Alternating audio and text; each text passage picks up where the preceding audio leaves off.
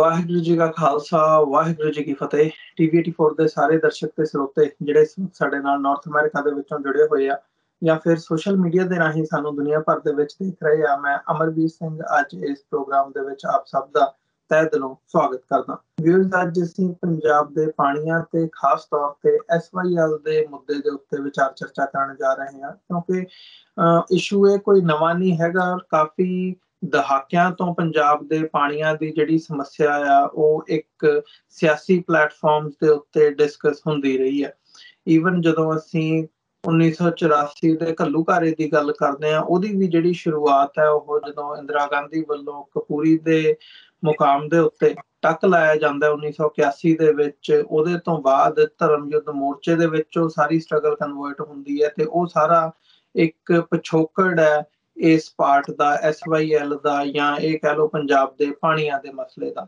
ਪਰ ਅੱਜ ਜਦੋਂ ਅਸੀਂ ਦੇਖ ਰਹੇ ਹਾਂ, ਜਿੱਥੇ ਇੱਕ ਪਾਸੇ ਪੰਜਾਬ ਦੇ ਜਿਹੜੇ ਸਿਆਸੀ ਦਾਅਵੇਦਾਰ ਨੇ, ਸਿਆਸੀ ਜਿਹੜੀਆਂ ਧਿਰਾਂ ਨੇ, ਉਹ ਦਾਅਵਾ ਕਰ ਰਹੇ ਆ ਕਿ ਅਸੀਂ ਪੰਜਾਬ ਦੇ ਪਾਣੀਆਂ ਨੂੰ ਬਚਾਇਆ ਆ, ਰੋਕਿਆ ਆ, ਪਰ ਜਦੋਂ ਅਸੀਂ ਗਰਾਊਂਡ ਰਿਐਲਿਟੀ ਦੇਖਦੇ ਹਾਂ ਤੇ ਪੰਜਾਬ ਦੇ ਉੱਤੇ, ਪੰਜਾਬ ਦੇ ਕੋਲ, ਪੰਜਾਬੀਆਂ ਦੇ ਕੋਲ ਪਾਣੀ ਨਹੀਂ ਹੈ। ਅਸੀਂ ਅੱਜ ਜ਼ਮੀਨ ਦੇ ਵਿੱਚੋਂ ਪਾਣੀ ਕੱਢ ਕੇ ਵਰਤ ਰਹੇ ਹਾਂ ਤੇ ਕਿਸ ਕਿਸਮ ਦੀਆਂ ਖਾਦਾਂ ਤੇ ਫਿਰ ਜਿਹੜੇ ਪੈਸਟੀਸਾਈਡਸ ਨੇ ਉਹਨਾਂ ਦੀ ਵਰਤੋਂ ਹੋ ਰਹੀ ਹੈ, ਇਹ ਉਹਦੇ ਜਿਹੜੇ ਇੰਪਲੀਕੇਸ਼ਨਸ ਨੇ, ਰਿਜ਼ਲਟ ਨੇ, ਉਹ ਸਾਡੇ ਸਾਹਮਣੇ ਆ। ਸੋ ਹੁਣ ਜਦੋਂ ਦੁਬਾਰਾ ਫਿਰ ਸੁਪਰੀਮ ਕੋਰਟ ਵੱਲੋਂ ਇੰਟਰਵੀਨ ਕਰਕੇ ਇਸ ਗੱਲ ਨੂੰ ਜਿਹੜਾ ਹੈਗਾ ਦੁਬਾਰਾ ਉਹ ਕੀ ਕਹਿੰਦੇ ਆ ਸੁਰਖੀਆਂ ਦੇ ਵਿੱਚ ਹੁਣ ਆਇਆ ਆ ਇਹ ਮਸਲਾ ਕਿ ਪੰਜਾਬ ਦੁਬਾਰਾ ਇਹਦੇ ਤੇ ਰੀਵਿਜ਼ਿਟ ਕਰੇ, SYL ਬਣਾਵੇ, ਇੱਕ ਬੋਰਡ ਬਣੇ, ਇਸ ਕਿਸਮ ਦੀਆਂ ਗੱਲਾਂ ਹੁਣ ਦੁਬਾਰੇ ਸ਼ੁਰੂ ਹੋਈਆਂ ਨੇ। ਸੋ ਇਹ ਸਾਰੇ ਤੇ ਅੱਜ ਅਸੀਂ ਵਿਚਾਰ ਚਰਚਾ ਕਰਾਂਗੇ। ਸਾਡੇ ਨਾਲ ਸਰਦਾਰ ਪਰਮਜੀਤ ਸਿੰਘ ਗਾਜ਼ੀ ਇਸ ਵਕਤ ਜੁੜੇ ਹੋਏ ਨੇ, ਜਿਨ੍ਹਾਂ ਦੀ ਪਕੜ ਹੈ ਇਸ ਇਸ਼ੂ ਦੇ ਉੱਤੇ, ਪੰਜਾਬ ਤੋਂ ਸਾਡੇ ਨਾਲ ਜੁੜੇ ਨੇ। ਭਾਈ ਸਾਹਿਬ, ਤੁਹਾਡਾ ਸਵਾਗਤ ਹੈ ਜੀ। ਵਾਹਿਗੁਰੂ ਜੀ ਕਾ ਖਾਲਸਾ, ਵਾਹਿਗੁਰੂ ਜੀ ਕੀ ਫਤਿਹ ਜੀ। ਵਾਹਿਗੁਰੂ ਜੀ ਕਾ ਖਾਲਸਾ, ਵਾਹਿਗੁਰੂ ਜੀ ਕੀ ਫਤਿਹ। ਤੁਹਾਨੂੰ ਤੇ ਸਾਰੇ ਸਰੋਤਿਆਂ ਨੂੰ ਬਹੁਤ ਬਹੁਤ ਮਿਹਰਬਾਨੀ ਜੀ। ਭਾਈ ਸਾਹਿਬ, ਸ਼ੁਰੂਆਤ ਥੋੜੀ ਜਿਹੀ ਮੈਂ ਸਮੱਸਿਆ ਦੇ ਰਿਗਾਰਡਿੰਗ ਵੀ ਕਰਨਾ ਚਾਹੂੰਗਾ, ਕਿਉਂਕਿ ਦੁਬਾਰਾ ਫਿਰ ਜਿਹੜੀ ਗੱਲ ਹੈਗੀ ਹੈ ਵੀ ਐਕਚੁਅਲੀ ਜਿਹੜੀ ਸਮੱਸਿਆ ਹੈ ਕੀ ਹੈ, ਤੇ ਜਿਹੜੀ ਇਸ ਵਕਤ ਸਿਆਸੀ ਬਹਿਸ ਚੱਲ ਰਹੀ ਹੈ। ਪੰਜਾਬ ਦੇ ਜਿਹੜੇ ਲੀਡਰ ਨੇ, ਜਦੋਂ ਉਹ ਦਾਅਵਾ ਕਰਦੇ ਨੇ, ਪੰਜਾਬ ਦੀ ਜਿਹੜੀ ਪਹੁੰਚ ਹੈ ਇਸ ਮਸਲੇ ਨੂੰ ਲੈ ਕੇ, ਉਹਦੇ 'ਚ ਕੀ ਸਮੱਸਿਆ ਉਹ ਸਮਝਣ ਦੀ ਲੋੜ ਹੈ। ਕਿਉਂਕਿ ਇੱਕ ਸਰਕਾਰ ਜਿਹੜੀ ਆਉਂਦੀ ਹੈ, ਅਕਾਲੀਆਂ ਦੀ, ਕਾਂਗਰਸ ਦੀ, ਇੰਨੇ ਦਹਾਕਿਆਂ ਦੇ ਵਿੱਚ ਸਰਕਾਰਾਂ ਬਦਲੀਆਂ ਨੇ, ਸੋ ਹਰ ਇੱਕ ਦੀ ਪਹੁੰਚ ਤੇ ਬਾਹਰ ਲੋਕਾਂ ਦੇ ਵਿੱਚ ਉਹਨਾਂ ਨੇ ਕੀ ਕਹਿਣਾ, ਸੁਪਰੀਮ ਕੋਰਟ ਦੇ ਵਿੱਚ ਜਾ ਕੇ ਜਾਂ ਲਿਖਤੀ ਰੂਪ ਦੇ ਵਿੱਚ ਉਹਨਾਂ ਨੇ ਕੀ ਕਹਿਣਾ, ਇਹ ਵੀ ਕਿਤੇ ਨਾ ਕਿਤੇ ਫਰਕ ਜਿਹੜਾ ਹੈਗਾ ਉਹ ਦੇਖਣ ਨੂੰ ਮਿਲਿਆ। ਸੋ ਓਵਰਆਲ ਤੁਸੀਂ ਜੋ ਇਸ ਵਕਤ ਹੈ ਕੀ ਸਮਝਦੇ ਹੋ? ਦੇਖੋ, ਤਿੰਨ ਪੱਖ ਇਸ ਮਾਮਲੇ ਦੇ ਵਿੱਚ ਵਿਚਾਰਨੇ ਜ਼ਰੂਰੀ ਹੈਗੇ ਆ। ਇੱਕ ਤਾਂ ਪੰਜਾਬ ਦੇ ਪਾਣੀ ਦਾ ਮਸਲਾ ਹੈਗਾ ਆ, ਦੂਸਰਾ ਪੰਜਾਬ ਦੇ ਦਰਿਆਈ ਪਾਣੀ ਦਾ ਮਸਲਾ ਹੈਗਾ ਆ, ਤੇ ਤੀਜਾ SYL ਨਹਿਰ ਦਾ ਮਸਲਾ ਹੈਗਾ। ਬੇਸ਼ੱਕ ਆਪਾਂ ਨੂੰ ਲੱਗ ਸਕਦਾ ਕਿ ਮਸਲੇ ਜੁੜੇ ਨੇ, ਆਪਸ ਦੇ ਵਿੱਚ ਜੁੜੇ ਵੀ ਹੈਗੇ ਆ, ਪਰ ਇਹ ਇੱਕ ਨਹੀਂ ਹੈਗੇ। ਪੰਜਾਬ ਦੀ ਜੇ ਆਪਾਂ ਪਾਣੀ ਦੀ ਸਮੱਸਿਆ ਗਿਣਦੇ ਆ ਤਾਂ ਇਸ ਵਕਤ ਮੌਜੂਦਾ ਸਮੇਂ ਦੇ ਵਿੱਚ ਜਿਹੜੀ ਸਭ ਤੋਂ ਜ਼ਿਆਦਾ ਗੰਭੀਰ ਸਮੱਸਿਆ ਆ ਉਹ ਪੰਜਾਬ ਦੇ ਜ਼ਮੀਨੀ ਪਾਣੀ ਦਾ ਪੱਧਰ ਜਿਹੜਾ ਹੇਠਾਂ ਡਿੱਗ ਰਿਹਾ ਉਹਦੇ ਨਾਲ ਜੁੜੀ ਹੋਈ ਹੈ। ਤੇ ਜ਼ਮੀਨੀ ਪਾਣੀ ਦਾ ਪੱਧਰ ਜਿਹੜਾ ਹੇਠਾਂ ਜਾ ਰਿਹਾ ਉਹਦੇ ਬਹੁਤ ਸਾਰੇ ਕਾਰਨਾਂ ਦੇ ਵਿੱਚੋਂ ਇੱਕ ਵੱਡਾ ਕਾਰਨ ਇਹ ਹੈਗਾ ਕਿ ਪੰਜਾਬ ਦਾ ਜਿਹੜਾ ਦਰਿਆਈ ਪਾਣੀ ਹੈ ਉਹ ਗੈਰ ਰਾਈਪੇਰੀਅਨ ਸੂਬਿਆਂ ਨੂੰ ਦਿੱਤਾ ਹੋਇਆ ਆ, ਤੇ ਉਹ ਪਾਣੀ ਪਿਛਲੇ ਬੜੇ ਲੰਬੇ ਸਮੇਂ ਤੋਂ, ਦਹਾਕਿਆਂ ਤੋਂ ਪੰਜਾਬ ਤੋਂ ਬਾਹਰ ਜਾ ਰਿਹਾ ਆ ਜੀ। ਇਸ ਕਰਕੇ ਇਹਦਾ ਜਿਹੜਾ ਪੱਖ ਆ ਪਾਣੀਆਂ ਦੀ ਸਮੱਸਿਆ ਦਾ, ਉਹ ਦਰਿਆਈ ਪਾਣੀ ਦੇ ਨਾਲ ਜੁੜ ਜਾਂਦਾ ਹੈ। ਤੇ ਦਰਿਆਈ ਪਾਣੀ ਦੀ ਜਦੋਂ ਆਪਾਂ ਗੱਲ ਕਰਦੇ ਉਹਦੇ 'ਚ ਇਹ ਗੱਲ ਹੈਗੀ ਕਿ ਪੰਜਾਬ ਸਤਲੁਜ, ਬਿਆਸ ਤੇ ਰਾਵੀ ਤਿੰਨਾਂ ਦਰਿਆਵਾਂ ਦਾ ਰਿਪੇਰੀਅਨ ਸੂਬਾ ਹੈਗਾ, ਔਰ ਦਿੱਲੀ, ਹਰਿਆਣਾ ਜਾਂ ਰਾਜਸਥਾਨ ਜਿਹੜੇ ਆ ਉਹਨਾਂ ਦੇ ਵਿੱਚੋਂ ਦੀ ਇਹਨਾਂ ਦਾ ਦਰਿਆਵਾਂ ਦਾ ਖੇਤਰ ਜਿਹੜਾ ਆ ਉਹ ਨਹੀਂ ਪੈਂਦਾ। ਪਰ ਸਿਆਸੀ ਧੱਕੇਸ਼ਾਹੀ ਦੇ ਚੱਲਦਿਆਂ ਹੋਇਆਂ ਤੇ ਇੰਡੀਆ ਦੀ ਇੱਕ ਬਸਤੀਵਾਦ ਦੀ ਜਿਹੜੀ ਨੀਤੀ ਹੈ ਕਿ ਜਿਹਦੇ ਤਹਿਤ, ਜਿਸ ਤਰ੍ਹਾਂ ਪਹਿਲੋਂ ਬਸਤੀਵਾਦ ਦੇ ਦੌਰਾਨ ਸੀ, ਜਾਂ ਆਪਾਂ ਇੱਥੇ ਦੀ ਗੱਲ ਕਰੀਏ ਤੇ ਫਰੰਗੀ ਹਕੂਮਤ ਦੇ ਵੇਲੇ ਸੀਗਾ, ਕਿ ਜਿਹੜੇ ਜ਼ਰਖੇਜ਼ ਖਿੱਤੇ ਸੀਗੇ ਜਾਂ ਜਿਹੜੇ ਕੁਦਰਤੀ ਸਰੋਤਾਂ ਦੇ ਨਾਲ ਭਰਪੂਰ ਖਿੱਤੇ ਸੀਗੇ, ਉਹਨਾਂ ਦੀ ਵਰਤੋਂ ਆਪਣੇ ਮੁਫਾਦਾਂ ਦੇ ਵਾਸਤੇ ਕਰਦੇ ਸੀ। ਉਹਨਾਂ ਦੇ ਕੁਦਰਤੀ ਸਰੋਤਾਂ ਦੀ ਲੁੱਟ ਜਾਂ ਉਹਨਾਂ ਦੀ ਵਰਤੋਂ ਆਪਣੇ ਮੁਨਾਫੇ ਦੇ ਲਈ ਕਰਦੇ ਸੀ। ਉਹਨਾਂ ਲੋਕਾਂ ਦੀ, ਉਹਨਾਂ ਸਥਾਨਾਂ ਦੀ ਤਰੱਕੀ ਦੇ ਵਾਸਤੇ ਉਹਨਾਂ ਦੀ ਵਰਤੋਂ ਜਿਹੜੀ ਆ ਉਹ ਨਹੀਂ ਸੀ ਕੀਤੀ ਜਾਂਦੀ। ਸੋ ਉਹੀ ਨੀਤੀ ਜਿਹੜੀ ਹੈ ਉਹ 47 ਦੇ ਸੱਤਾ ਦਾ ਜਿਹੜਾ ਤਬਾਦਲਾ ਹੋਇਆ ਉਸ ਤੋਂ ਬਾਅਦ ਵੀ ਜਾਰੀ ਰਹੀ ਹੈ। ਪੰਜਾਬ ਦੇ ਕੋਲ ਸਭ ਤੋਂ ਵੱਡਾ ਜਿਹੜਾ ਕੁਦਰਤੀ ਸਰੋਤ ਹੈ ਉਹ ਸਾਡੀ ਜ਼ਮੀਨ, ਸਾਡੇ ਮਿਹਨਤਕਸ਼ ਲੋਕ ਤੇ ਸਭ ਤੋਂ ਬਹੁਮੁੱਲਾ ਜਿਹੜਾ ਹੈ ਉਹ ਪਾਣੀ ਹੈ। ਸੋ ਉਸ ਪਾਣੀ ਦੀ ਜਿਹੜੀ ਵਰਤੋਂ ਹੋਈ ਹੈ ਉਹ ਇੰਡੀਆ ਨੇ ਆਪਣੀ ਨੀਤੀ ਜਾਂ ਆਪਣੇ ਮੁਫਾਦਾਂ ਦੀ ਪੂਰਤੀ ਦੇ ਵਾਸਤੇ, ਉਹਨਾਂ ਨੂੰ ਪਾਕਿਸਤਾਨ ਦੇ ਨਾਲ ਇੱਕ ਆਰਟੀਫਿਸ਼ੀਅਲ ਡਿਫੈਂਸ ਲਾਈਨ ਚਾਹੀਦੀ ਹੈ, ਤੋ ਇੱਕ 600-700 ਕਿਲੋਮੀਟਰ ਲੰਬੀ ਇੰਦਰਾ ਗਾਂਧੀ ਕਨਾਲ ਜਿਹੜੀ ਆ ਉਹ ਕੱਢ ਦਿੰਦੇ ਆ। US ਬਿਊਰੋ ਆਫ ਰੈਕਲੇਮੇਸ਼ਨ ਵਰਗੀਆਂ ਸੰਸਥਾਵਾਂ ਦੀ ਇਹ ਰਿਕਮੈਂਡੇਸ਼ਨ ਕਿ ਪੰਜਾਬ ਦੇ ਦਰਿਆਵਾਂ ਦੇ ਪਾਣੀ ਦੀ ਬਿਹਤਰ ਵਰਤੋਂ ਦਰਿਆਵਾਂ ਦੇ ਨਾਲ ਜਾਂ ਅਲੋਂਗ ਦਾ ਰਿਵਰਸ ਜਿਹੜੀ ਆ ਉਹ ਕੀਤੀ ਜਾ ਸਕਦੀ ਹੈ। ਪਰ ਕਿਉਂਕਿ ਇੰਡੀਆ ਨੂੰ ਉਧਰਲੇ ਪਾਸੇ ਰੱਖਿਆ ਦੇ ਲਈ ਚਾਹੀਦਾ ਤਾਂ ਉਹਨਾਂ ਨੇ ਰਾਜਸਥਾਨ ਕਨਾਲ ਜਿਹੜੀ ਉਹ ਬਣਾ ਦਿੱਤੀ। ਸੋ ਇਸ ਕਰਕੇ ਪੰਜਾਬ ਦੇ ਦਰਿਆਈ ਪਾਣੀਆਂ ਦਾ ਮਸਲਾ ਇਹ ਹੈ ਕਿ ਸੰਵਿਧਾਨ ਨੂੰ ਤੋੜ ਮਰੋੜ ਕੇ, ਕਾਨੂੰਨ ਨੂੰ ਤੋੜ ਮਰੋੜ ਕੇ ਤੇ ਸਿਆਸੀ ਧੱਕੇਸ਼ਾਹੀ ਦੇ ਚੱਲਦੇ ਹੋਏ ਪੰਜਾਬ ਦੇ ਕੁਦਰਤੀ ਸਰੋਤ ਪਾਣੀ ਜਿਹੜੇ ਆ ਉਹ ਦੂਜੇ ਸੂਬਿਆਂ ਦੇ ਵਿੱਚ ਲਿਜਾਏ ਗਏ ਆ ਔਰ ਕੇਂਦਰ ਦੇ ਵੱਲੋਂ ਇਹਦੇ ਇਖਤਿਆਰ ਜਿਹੜੇ ਆ ਉਹ ਆਪਣੇ ਕੋਲ ਰੱਖੇ ਹੋਏ ਆ। ਤੀਸਰਾ ਮਸਲਾ ਇਹਦੇ ਨਾਲ ਜਿਹੜਾ ਆ ਕੇ ਜੁੜ ਜਾਂਦਾ ਉਹ ਹੈਗਾ ਸਤਲੁਜ ਯਮੁਨਾ ਲਿੰਕ ਨਹਿਰ ਦਾ। ਉਹ ਦਰਿਆਈ ਪਾਣੀਆਂ ਦੇ ਮਸਲੇ ਦਾ ਹੀ ਇੱਕ ਬਹੁਤ ਛੋਟਾ ਜਿਹਾ ਹਿੱਸਾ ਆ। ਛੋਟਾ ਮੈਂ ਇਸ ਕਰਕੇ ਕਹਿ ਰਿਹਾ ਕਿ ਜਿਹੜਾ ਪਾਣੀ ਭਾਖੜਾ ਦੇ ਰਾਹੀਂ ਜਾ ਰਿਹਾ ਉਹ ਜਾ ਰਿਹਾ, ਉਹਦੇ ਬਾਰੇ ਕੋਈ ਗੱਲ ਨਹੀਂ ਕਰਦਾ। ਜਿਹੜਾ ਪਾਣੀ ਗੰਗ ਕਨਾਲ ਦੇ ਰਾਹੀਂ ਰਾਜਸਥਾਨ ਨੂੰ ਜਾ ਰਿਹਾ ਉਹ ਜਾ ਰਿਹਾ, ਉਹਦੇ ਬਾਰੇ ਕਦੀ ਗੱਲ ਨਹੀਂ ਹੁੰਦੀ। ਇਸੇ ਤਰੀਕੇ ਜਿਹੜਾ 80-85 ਲੱਖ ਏਕੜ ਫੁੱਟ ਪਾਣੀ ਇੰਦਰਾ ਗਾਂਧੀ ਕਨਾਲ ਜਾਂ ਰਾਜਸਥਾਨ ਕਨਾਲ ਜਿਹਨੂੰ ਆਪਾਂ ਕਹਿੰਦੇ ਆ, ਜਿਹੜਾ ਉਹਦੇ ਰਾਹੀਂ ਜਾ ਰਿਹਾ ਜਿਹੜੀ ਕਿ ਏਡੀ ਵੱਡੀ ਸਰੀਹਣ ਧੱਕੇਸ਼ਾਹੀ ਪੰਜਾਬ ਦੇ ਨਾਲ ਹੋਈ, ਉਹਦੇ ਬਾਰੇ ਦੇ ਵਿੱਚ ਕਦੀ ਕੋਈ ਗੱਲ ਨਹੀਂ ਕੀਤੀ ਜਾਂਦੀ। ਫਿਰ ਤੁਸੀਂ ਕਮਾਲ ਦੀ ਗੱਲ ਦੇਖੋ ਕਿ ਤਕਰੀਬਨ 34-35 ਲੱਖ ਏਕੜ ਫੁੱਟ ਪਾਣੀ ਜਿਹੜਾ ਆ ਉਹ SYL ਨਹਿਰ ਦੇ ਰਾਹੀਂ ਜਾਣਾ ਸੀਗਾ। ਉਹਦੇ ਵਿੱਚੋਂ ਲਗਭਗ ਅੱਧਾ ਪਾਣੀ ਜਿਹੜਾ ਆ 18 ਲੱਖ ਏਕੜ ਫੁੱਟ ਪਾਣੀ ਜਿਹੜਾ ਆ ਉਹ ਪਹਿਲਾਂ ਹੀ ਹਰਿਆਣੇ ਨੂੰ ਮਿਲ ਰਿਹਾ ਹੈ SYL ਨਹਿਰ ਦਾ। ਉਹਦੇ ਬਾਰੇ ਚ ਕਦੀ ਗੱਲ ਨਹੀਂ ਕੀਤੀ ਜਾਂਦੀ ਕਿਉਂਕਿ ਜਿਹੜੀ ਭਾਖੜਾ ਹਰਿਆਣੇ ਨੂੰ ਜਾਂਦੀ ਆ ਉਹਦੀ ਕਪੈਸਿਟੀ ਜ਼ਿਆਦਾ ਆ, ਉਹਦੇ ਚ ਡਿਸਚਾਰਜ ਲੋਟਡ ਘੱਟ ਆ ਤੇ ਇਹ 14 ਜਿਹੜਾ ਹਰਿਆਣੇ ਨੂੰ 34 ਲੱਖ ਏਕੜ ਫੁੱਟ SYL ਨਹਿਰ ਦੇ ਰਾਹੀਂ ਜਾਣਾ ਸੀ, ਉਹਦੇ ਚੋਂ ਕਰੀਬ 18 ਲੱਖ ਏਕੜ ਫੁੱਟ ਪਾਣੀ ਜਿਹੜਾ ਆ ਉਹ ਵਾਧੂ ਭਾਖੜਾ ਦੇ ਵਿੱਚ ਛੱਡ ਦਿੰਦੇ ਆ, ਉਹ ਹਰਿਆਣਾ ਵਰਤ ਲੈਂਦਾ।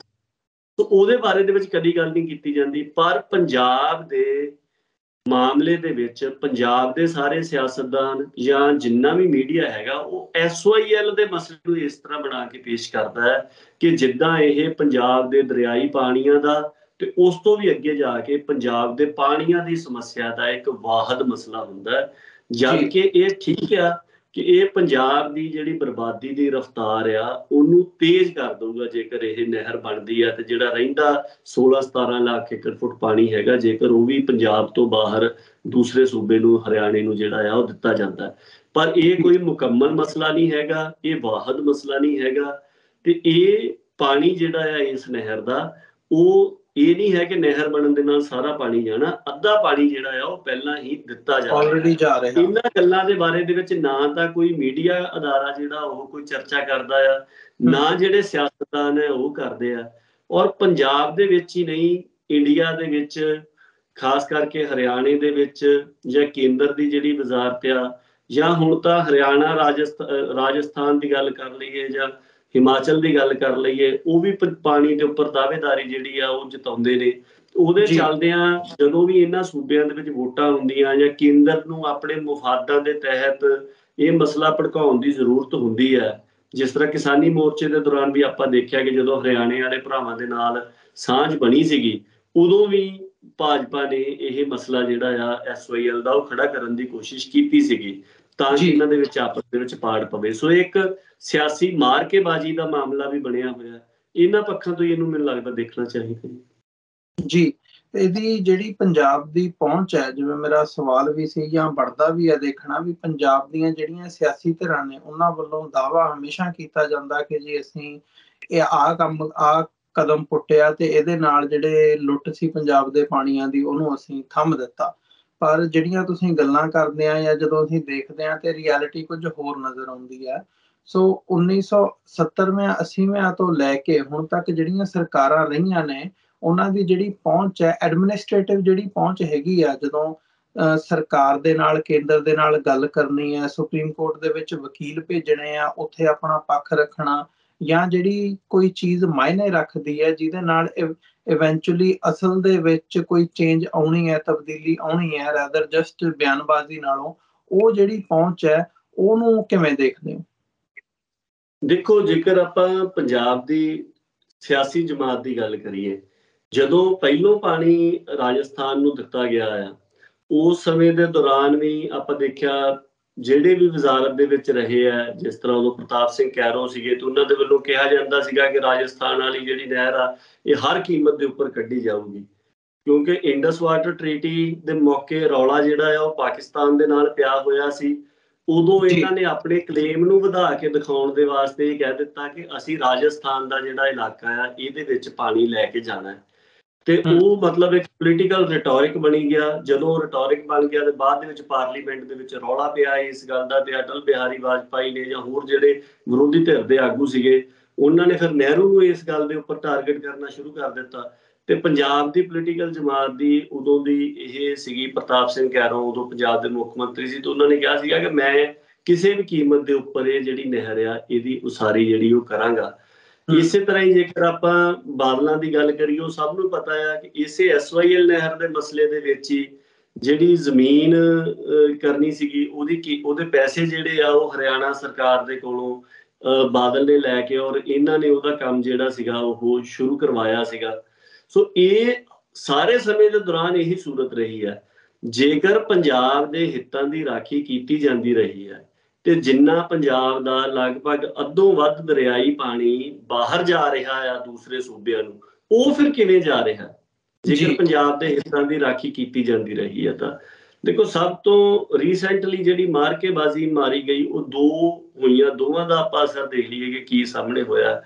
2012 ਦੇ ਵਿੱਚ ਇੰਡੀਆ ਦੇ ਸੁਪਰੀਮ ਕੋਰਟ ਨੇ 4 ਜੂਨ ਨੂੰ ਅਰਿਜੀਤ ਪਸ਼ਚਾਤ ਦੀ ਅਦਾਲਤ ਨੇ ਇੱਕ ਫੈਸਲਾ ਦੇ ਦਿੱਤਾ ਕਿ 12 ਜੁਲਾਈ 2004 ਤੱਕ ਪੰਜਾਬ ਸਰਕਾਰ ਇਹ ਨਹਿਰ ਮੁਕੰਮਲ ਕਰੇ। ਜੇ ਇਹ ਨਹਿਰ ਮੁਕੰਮਲ ਨਹੀਂ ਕਰਦੀ ਪੰਜਾਬ ਸਰਕਾਰ, ਜਿੰਨੀ ਪੰਜਾਬ ਦੇ ਵਿੱਚ ਬਣਨੀ ਹੈ, ਤੇ ਕੇਂਦਰ ਇਹਨੂੰ ਆਪਣੇ ਕਿਸੇ ਡਿਪਾਰਟਮੈਂਟ ਨੂੰ ਦੇ ਕੇ, PWD ਵਗੈਰਾ ਨੂੰ, ਤੇ ਕੇਂਦਰ ਇਹਦੀ ਉਸਾਰੀ ਜਿਹੜੀ ਹੈ ਉਹ ਕਰਵਾਵੇ। ਉਸ ਮਾਮਲੇ ਦੇ ਵਿੱਚ 12 ਜੁਲਾਈ ਨੂੰ ਇਜਲਾਸ ਬੁਲਾਇਆ ਗਿਆ ਸੀ, ਕਿਉਂਕਿ 14 ਜੁਲਾਈ ਦੀ ਡੈਡਲਾਈਨ ਸੀਗੀ ਜਿਹੜੀ ਸੁਪਰੀਮ ਕੋਰਟ ਨੇ ਮਿੱਥੀ ਸੀਗੀ। ਔਰ ਉਦੋਂ ਇੱਕ Punjab termination of agreements act ਜਾਂ ਪੰਜਾਬ ਸਮਝੌਤਿਆਂ ਦਾ ਖਾਤਮਾ ਕਾਨੂੰਨ ਬਣਾਇਆ। ਸਾਨੂੰ ਤੇ ਸਾਰੇ ਲੋਕਾਂ ਨੂੰ ਇਹੀ ਦੱਸਿਆ ਗਿਆ ਕਿ ਪੰਜਾਬ ਦੀ ਸਾਰੀ ਜਿਹੜੀ ਸਿਆਸੀ ਜਮਾਤ ਆ ਉਹ ਇਕਮੁੱਠ ਹੋ ਗਈ ਹੈ। ਵਿਧਾਨ ਸਭਾ ਦੇ ਵਿੱਚ ਸਾਰਿਆਂ ਨੇ ਇਕਮਤ ਹੋ ਕੇ ਕਾਨੂੰਨ ਪਾਸ ਕਰਤਾ, ਤੇ ਜਿੰਨੇ ਵੀ ਪਾਣੀਆਂ ਦੇ ਸਮਝੌਤੇ ਸੀਗੇ ਉਹ ਰੱਦ ਕਰ ਦਿੱਤੇ। ਪਰ ਮੈਨੂੰ ਯਾਦ ਹੈ ਕਿ ਅਸੀਂ ਉਦੋਂ ਸਿੱਖ ਸਟੂਡੈਂਟਸ ਫੈਡਰੇਸ਼ਨ 'ਚ ਸੀ, ਅਸੀਂ ਸੋਚਿਆ ਕਿ ਘੱਟੋ ਘੱਟ ਕਾਨੂੰਨ ਪੜ੍ਹੇ ਬਿਨਾਂ ਆਪਾਂ ਨੂੰ ਖਬਰਾਂ ਦੇ ਆਧਾਰ ਦੇ ਉੱਪਰ ਕੋਈ ਵੀ ਇਸ ਮਾਮਲੇ 'ਚ ਪੱਖ ਨਹੀਂ ਰੱਖਣਾ ਚਾਹੀਦਾ। ਜਦੋਂ ਅਸੀਂ ਕਾਨੂੰਨ ਪੜ੍ਹਿਆ, ਉਹਦੇ ਵਿੱਚ ਇੱਕ ਧਾਰਾ 5 ਪਾਈ ਹੋਈ ਸੀਗੀ, ਜਿਹਦੇ 'ਚ ਇਹ ਲਿਖਿਆ ਹੋਇਆ ਸੀ ਕਿ ਜਿੰਨਾ ਪਾਣੀ 12 ਜੁਲਾਈ 2004 ਤੱਕ ਪਹਿਲਾਂ ਜਾ ਰਿਹਾ ਹੈ ਉਹ ਜਾਂਦਾ ਰਹੂਗਾ। ਸੋ ਜਿਹੜੇ ਸਮਝੌਤੇ ਰੱਦ ਕਰਨੇ ਸੀਗੇ, ਉਹਨਾਂ ਸਮਝੌਤਿਆਂ ਤਹਿਤ ਜਿਹੜਾ ਪਾਣੀ ਦੂਜਿਆਂ ਸੂਬਿਆਂ ਨੂੰ ਜਾ ਰਿਹਾ ਸੀਗਾ, ਉਹਨੂੰ ਸਾਰਿਆਂ ਨੂੰ ਕਾਨੂੰਨੀ ਮਾਨਤਾ ਜਿਹੜੀ ਹੈ ਉਹ ਦੇ ਦਿੱਤੀ। ਔਰ ਬੜੀ ਵੱਡੀ ਉਹ ਪੰਜਾਬ ਦੇ ਹਿੱਤਾਂ ਦੇ ਨਾਲ ਇੱਕ ਧੋਖਾ ਸੀਗਾ। ਪਰ ਆਪਾਂ ਦੇਖੀਏ ਵੀ ਉਹ ਮਾਰਕੇਬਾਜ਼ੀ, ਜਦੋਂ ਕੋਈ ਵੀ ਕਦਮ ਇਹ ਹੋ ਜਾਵੇ ਕਿ ਆਪਣੇ ਲੋਕਾਂ ਦੀ ਜਾਂ ਆਪਣੇ ਸੂਬੇ ਦੇ ਹਿੱਤਾਂ ਦੀ ਰਾਖੀ ਦੀ ਬਜਾਏ ਤੁਸੀਂ ਇੱਕ ਸਿਆਸੀ ਸ਼ੋਸ਼ੇਬਾਜ਼ੀ ਜਾਂ ਮਾਰਕੇਬਾਜ਼ੀ ਦੇ ਵਿੱਚ ਪੈ ਜਾਂਦੇ ਹੋ, ਤੇ ਫਿਰ ਤੁਸੀਂ ਮਤਲਬ ਉਹਦੀਆਂ ਪਰਿਭਾਸ਼ਾਵਾਂ ਹੀ ਮਤਲਬ ਬਦਲਣ ਦੀ ਕੋਸ਼ਿਸ਼ ਕਰਦੇ। ਤੇ ਉਹੀ ਕੀਤਾ ਗਿਆ। ਉਦੋਂ ਕੈਪਟਨ ਅਮਰਿੰਦਰ ਸਿੰਘ ਹੋਣੀ ਪੰਜਾਬ ਦੇ ਪਾਣੀਆਂ ਦੇ ਰਾਖੇ ਬਣ ਕੇ ਆਪਣੇ ਆਪ ਨੂੰ ਉਹਨਾਂ ਨੇ ਪੇਸ਼ ਕੀਤਾ।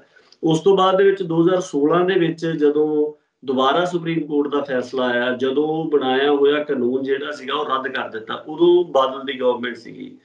ਇਹਨਾਂ ਨੇ ਵਿਧਾਨ ਸਭਾ ਦੇ ਵਿੱਚ ਇੱਕ ਮਤਾ ਪਾਸ ਕੀਤਾ, ਜਿਹਦੇ ਚ ਇਹਨਾਂ ਨੇ ਕਿਹਾ ਕਿ ਜਿਹੜੀ ਅਸੀਂ SYL ਦੀ ਜ਼ਮੀਨ ਐਕਵਾਇਰ ਕੀਤੀ ਸੀਗੀ, ਉਹ ਜ਼ਮੀਨ ਅਸੀਂ ਡੀ-ਨੋਟੀਫਾਈ ਕਰਦੇ ਹਾਂ ਤੇ ਕਿਸਾਨਾਂ ਨੂੰ ਵਾਪਸ ਕਰਦੇ ਆ, ਤੇ ਹਰ ਕੋਈ ਆਪੋ ਆਪਣੀ ਵਾਲ। ਤੇ ਜਿੰਨੀਆਂ ਵੱਡੀਆਂ ਸੜਕਾਂ ਜਿਹੜੀਆਂ ਉਸ ਨਹਿਰ ਦੇ ਬੰਦ ਪਈ ਹੋਈ SYL ਨਹਿਰ ਦੇ ਉੱਪਰ ਦੀ ਲੰਘਦੀਆਂ, ਜਿੱਦਾਂ ਆਪਾਂ ਪਟਿਆਲਾ ਰਾਜਪੁਰਾ ਰੋਡ ਦੇਖ ਲਈਏ ਜਾਂ ਪਿੱਛੇ ਜਿੰਨੀਆਂ ਵੀ ਪੈਂਦੀਆਂ, ਜਿੱਥੋਂ ਜਿੱਥੋਂ ਲੋਕਾਂ ਨੂੰ ਬੱਸਾਂ ਗੱਡੀਆਂ 'ਚ ਲੰਘਦਿਆਂ ਦਿਸਣਾ ਸੀ, ਉਹ ਦੋਵੇਂ ਪਾਸੇ JCBਆਂ ਲਾ ਕੇ ਤਕਰੀਬਨ 200 ਮੀਟਰ ਦਾ ਥਾਂ ਜਿਹੜਾ ਉੱਥੇ ਪੂਰਨ ਦਾ ਲਾਤਾ, ਤੇ ਖਬਰਾਂ ਚਲਾ ਦਿੱਤੀਆਂ ਵੀ ਨਹਿਰ ਜਿਹੜੀ ਆ ਉਹ ਪੂਰ ਦਿੱਤੀ ਜਾ ਰਹੀ ਹੈ, ਤੇ ਸਦਾ ਵਾਸਤੇ SYL ਨਹਿਰ ਦਾ ਮਸਲਾ ਜਿਹੜਾ ਆ ਉਹ ਖਤਮ ਕਰ ਦਿੱਤਾ ਗਿਆ।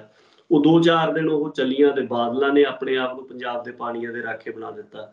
ਪਰ ਉਹ ਦੋਵਾਂ ਹੀ ਮਾਮਲਿਆਂ ਦੇ ਵਿੱਚ ਪਤਾ ਸੀਗਾ, ਜਦੋਂ ਉਹਨਾਂ ਨੇ ਪ੍ਰੈਜ਼ੀਡੈਂਸ਼ੀਅਲ ਰੈਫਰੈਂਸ, ਕਾਂਗਰਸ ਦੀ ਗਵਰਨਮੈਂਟ ਪੰਜਾਬ ਦੇ ਵਿੱਚ ਕਾਨੂੰਨ ਬਣਾ ਰਹੀ ਹੈ, ਤੇ ਕਾਂਗਰਸ ਦੀ ਗਵਰਨਮੈਂਟ ਸੈਂਟਰ ਦੀ ਜਿਹੜੀ ਹੈ ਉਹ ਉਹਨੂੰ ਭੇਜ ਰਹੀ ਹੈ ਕਿ ਤੁਸੀਂ ਇਹਦੇ ਉੱਪਰ ਪ੍ਰੈਜ਼ੀਡੈਂਸ਼ੀਅਲ ਰੈਫਰੈਂਸ ਦਿਓ ਸੁਪਰੀਮ ਕੋਰਟ ਨੂੰ, ਉਦੋਂ ਹੀ ਪਤਾ ਸੀਗਾ ਵੀ ਇਹ ਕਾਨੂੰਨ ਜਿਹੜਾ ਆ ਉਹ ਸੁਪਰੀਮ ਕੋਰਟ ਦੇ ਵਿੱਚ ਨਹੀਂ ਟਿਕਣਾ ਹੈਗਾ। ਤੇ ਇੱਕ ਸਮਾਂ ਹੀ ਟਪਾਉਣ ਦੀ ਜਿਹੜੀ ਗੱਲ ਆ ਉਹ ਸੀਗੀ। ਉਸ ਤੋਂ ਬਾਅਦ ਦੇ ਵਿੱਚ ਤੁਸੀਂ ਦੇਖੋ ਕਿ ਭਾਜਪਾ ਤੇ ਬਾਦਲਾਂ ਦੀ ਸਾਂਝੀ ਸਰਕਾਰ ਪੰਜਾਬ ਦੇ ਵਿੱਚ ਜ਼ਮੀਨ ਡੀਨੋਟੀਫਾਈ ਕਰ ਰਹੀ ਹੈ, ਤੇ ਉਧਰੋਂ ਸੁਪਰੀਮ ਕੋਰਟ ਦੇ ਵਿੱਚ ਜਦੋਂ ਸੁਣਵਾਈ ਹੁੰਦੀ ਆ ਉੱਥੇ ਕੇਂਦਰ ਹਰਿਆਣੇ ਦੇ ਪੱਖ 'ਚ ਜਾ ਕੇ ਖੜ ਜਾਂਦਾ। ਉਹ ਕੇਂਦਰ ਦੇ ਵਿੱਚ ਵੀ ਜਿਹੜੀ ਸਰਕਾਰ ਹੈ ਉਹ ਭਾਜਪਾ ਦੀ ਤੇ ਅਕਾਲੀ ਦਲ ਦੀ ਸਾਂਝੀ ਸਰਕਾਰ ਜਿਹੜੀ ਆ, ਮੋਦੀ ਸਰਕਾਰ ਪਹਿਲੀ ਜਿਹੜੀ ਸੀ, ਉਹ ਚੱਲ ਰਹੀ ਹੈ। ਔਰ ਉੱਥੇ ਜਾ ਕੇ ਉਹਦੇ ਹੱਕ 'ਚ ਸਟੈਂਡ ਲੈਂਦੇ ਨੇ। ਉਹ ਵੀ ਆਪਾਂ ਨੂੰ ਪਤਾ ਹੈ ਕਿ ਉਹ ਚੀਜ਼ ਰੱਦ ਹੋਈ। ਹੁਣ ਕਿਉਂਕਿ ਇਲੈਕਸ਼ਨ ਦੁਬਾਰਾ ਆ ਰਹੇ ਆ, ਤਾਂ ਹੁਣ ਦੁਬਾਰਾ ਫਿਰ ਇਹਦੀ ਜਿਹੜੀ ਸੁਣਵਾਈ ਹੈ ਉਹ ਸੁਪਰੀਮ ਕੋਰਟ ਦੇ ਵਿੱਚ ਕਰਵਾ ਲਈ ਜਾਂਦੀ ਹੈ। ਸਿਆਸੀ ਜੋ ਸਾਰਾ ਤੰਤਰ ਹੈਗਾ ਉਹ ਤਾਂ ਪੰਜਾਬ ਦੇ ਹਿੱਤਾਂ ਦੀ ਰਾਖੀ ਕਰਨ ਦੇ ਵਿੱਚ ਨਾਕਾਮ ਹੈ ਹੀ ਆ। ਇੱਥੇ ਜੁਡੀਸ਼ਰੀ ਦੀ ਭੂਮਿਕਾ ਜਿਹੜੀ ਆ ਉਹ ਵੀ ਬੜੀ ਮਤਲਬ ਅਜੀਬੋ ਗਰੀਬ ਹੈਗੀ ਆ, ਕਿ ਕਿਤੇ ਵੀ ਕੁਦਰਤੀ ਸਰੋਤਾਂ ਦੀ ਵੰਡ ਦੇ ਜਿਹੜੇ ਨੇਮ ਨੇ ਉਹਨਾਂ ਨੂੰ ਧਿਆਨ ਦੇ ਵਿੱਚ ਨਹੀਂ ਰੱਖਿਆ ਜਾਂਦਾ। ਔਰ ਉਸੇ ਰਾਜੀਵ ਲੌਂਗੋਵਾਲ ਸਮਝੌਤਾ ਜਿਹਦੇ ਵਿੱਚ ਹੋਰ ਮੱਦਾਂ ਵੀ ਸੀਗੀਆਂ, ਉਹਨਾਂ 'ਚ ਕੋਈ ਮੱਦ ਨਹੀਂ ਪੂਰੀ ਹੋਈ। ਪਰ ਨਹਿਰ ਦੇ ਮਾਮਲੇ ਵਿੱਚ ਕਿਹਾ ਜਾਂਦਾ ਕਿ ਨਹੀਂ, ਤੁਸੀਂ ਇਹਨੂੰ ਜਿਹੜਾ ਹੈਗਾ ਆ ਉਹ ਪੂਰਾ ਕਰੋ, ਤੁਸੀਂ ਵਾਅਦੇ ਕੀਤੇ ਆ, ਜਾਂ ਇਸ ਤਰ੍ਹਾਂ ਦੀਆਂ ਗੱਲਾਂ।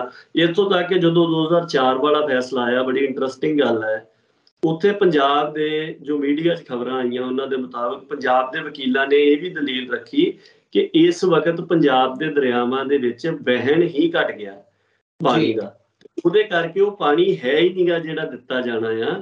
ਇਸ ਕਰਕੇ ਨਹਿਰ ਦੀ ਉਸਾਰੀ ਦਾ ਤਾਂ ਕੋਈ ਮਸਲਾ ਹੀ ਨਹੀਂ ਆਉਂਦਾ। ਤਾਂ ਉੱਥੇ ਅਰੀਜੀਤ ਪਸ਼ਚਾਤ ਨੇ ਇਹ ਗੱਲ ਕਹੀ, ਉਹ ਕਹਿੰਦਾ ਕਿ ਮੇਰਾ ਫੈਸਲਾ ਜਿਹੜਾ ਹੈ ਉਹ ਪਾਣੀ ਦੇਣ ਜਾਂ ਨਾ ਦੇਣ ਦੇ ਬਾਰੇ ਦੇ ਵਿੱਚ ਨਹੀਂ ਹੈਗਾ, ਇਹ ਨਹਿਰ ਦੀ ਉਸਾਰੀ ਦੇ ਮਾਮਲੇ 'ਚ ਆ। ਤੁਸੀਂ ਨਹਿਰ ਦੀ ਉਸਾਰੀ ਪੂਰੀ ਕਰੋ, ਪਾਣੀ ਹੋਊਗਾ ਤੇ ਉਹ 'ਚ ਛੱਡਤਾ ਜਾਊਗਾ, ਨਹੀਂ ਹੋਊਗਾ ਤੇ ਨਹੀਂ ਛੱਡਿਆ ਜਾਊਗਾ।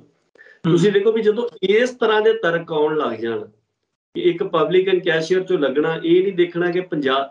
ਹੁਣ ਤੁਸੀਂ ਇੱਕ ਇਹ ਵੀ ਗੱਲ ਦੇਖੋ ਕਿ ਹੁਣ ਪਿੱਛੇ ਜਿਹੇ ਪਾਕਿਸਤਾਨ ਦੇ ਨਾਲ ਜਿਹੜਾ ਰੇੜਕਾ ਆ ਉਹ ਇੰਡਸ ਵਾਟਰ ਟ੍ਰੀਟੀ ਨੂੰ ਲੈ ਕੇ ਹੋਇਆ, ਤੇ ਉਹਦੇ ਵਿੱਚ ਇੰਡੀਆ ਨੇ ਪਾਕਿਸਤਾਨ ਨੂੰ ਇੱਕ ਨੋਟਿਸ ਜਾਰੀ ਕੀਤਾ ਔਰ ਇਹ ਗੱਲ ਕਹੀ ਕਿ ਪਿਛਲੇ 60 ਸਾਲਾਂ ਦੇ ਤਜਰਬੇ ਨੂੰ ਧਿਆਨ 'ਚ ਰੱਖੀਏ, ਤੇ ਜੋ ਬਦਲੇ ਹੋਏ ਹਾਲਾਤ ਹੈਗੇ ਆ ਉਹਨਾਂ ਨੂੰ ਧਿਆਨ ਦੇ ਵਿੱਚ ਰੱਖ ਕੇ, ਤੇ ਸਾਡੇ ਨਾਲ ਜਿਹੜੀਆਂ ਟ੍ਰੀਟੀ ਦੀਆਂ ਟਰਮਸ ਨੇ ਇਹਨਾਂ ਨੂੰ ਮੁੜ ਵਿਚਾਰਨ ਦੇ ਵਾਸਤੇ ਤੁਸੀਂ ਜਿਹੜਾ ਸਾਡੇ ਨਾਲ ਡਾਇਲਾਗ ਆ ਉਹ ਖੋਲੋ।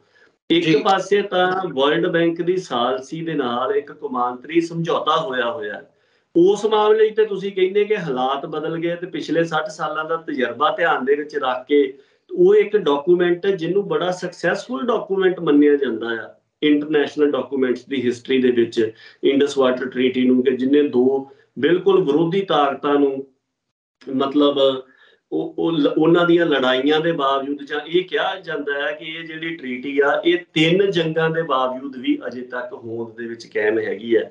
ਸੋ ਉਸ ਨੂੰ ਤਾਂ ਤੁਸੀਂ ਪੁਨਰ ਵਿਚਾਰ ਦੇ ਵਾਸਤੇ ਕਹਿ ਰਹੇ, ਤੇ ਪੰਜਾਬ ਜਿਹੜਾ ਆ ਉਹ ਬਿਲਕੁਲ ਬਰਬਾਦੀ ਦੀ ਕਗਾਰ ਦੇ ਉੱਪਰ ਖੜਾ ਹੈ। ਚਾਹੇ ਉਹ ਸੈਂਟਰਲ ਗਰਾਊਂਡ ਵਾਟਰ ਬੋਰਡ ਦੀ ਰਿਪੋਰਟ ਚੱਕ ਲਓ, ਚਾਹੇ ਪੰਜਾਬ ਵਿਧਾਨ ਸਭਾ ਨੇ, ਜਿਹੜੀ ਪਿਛਲੀ ਕੈਪਟਨ ਅਮਰਿੰਦਰ ਵਾਲੀ ਵਿਧਾਨ ਸਭਾ ਸੀਗੀ, ਇਹਨਾਂ ਨੇ 2020 ਦੇ ਵਿੱਚ ਕਮੇਟੀ ਬਣਾਈ ਸੀ ਜਿਹਨੇ 2021 ਦੇ ਵਿੱਚ ਰਿਪੋਰਟ ਦਿੱਤੀ।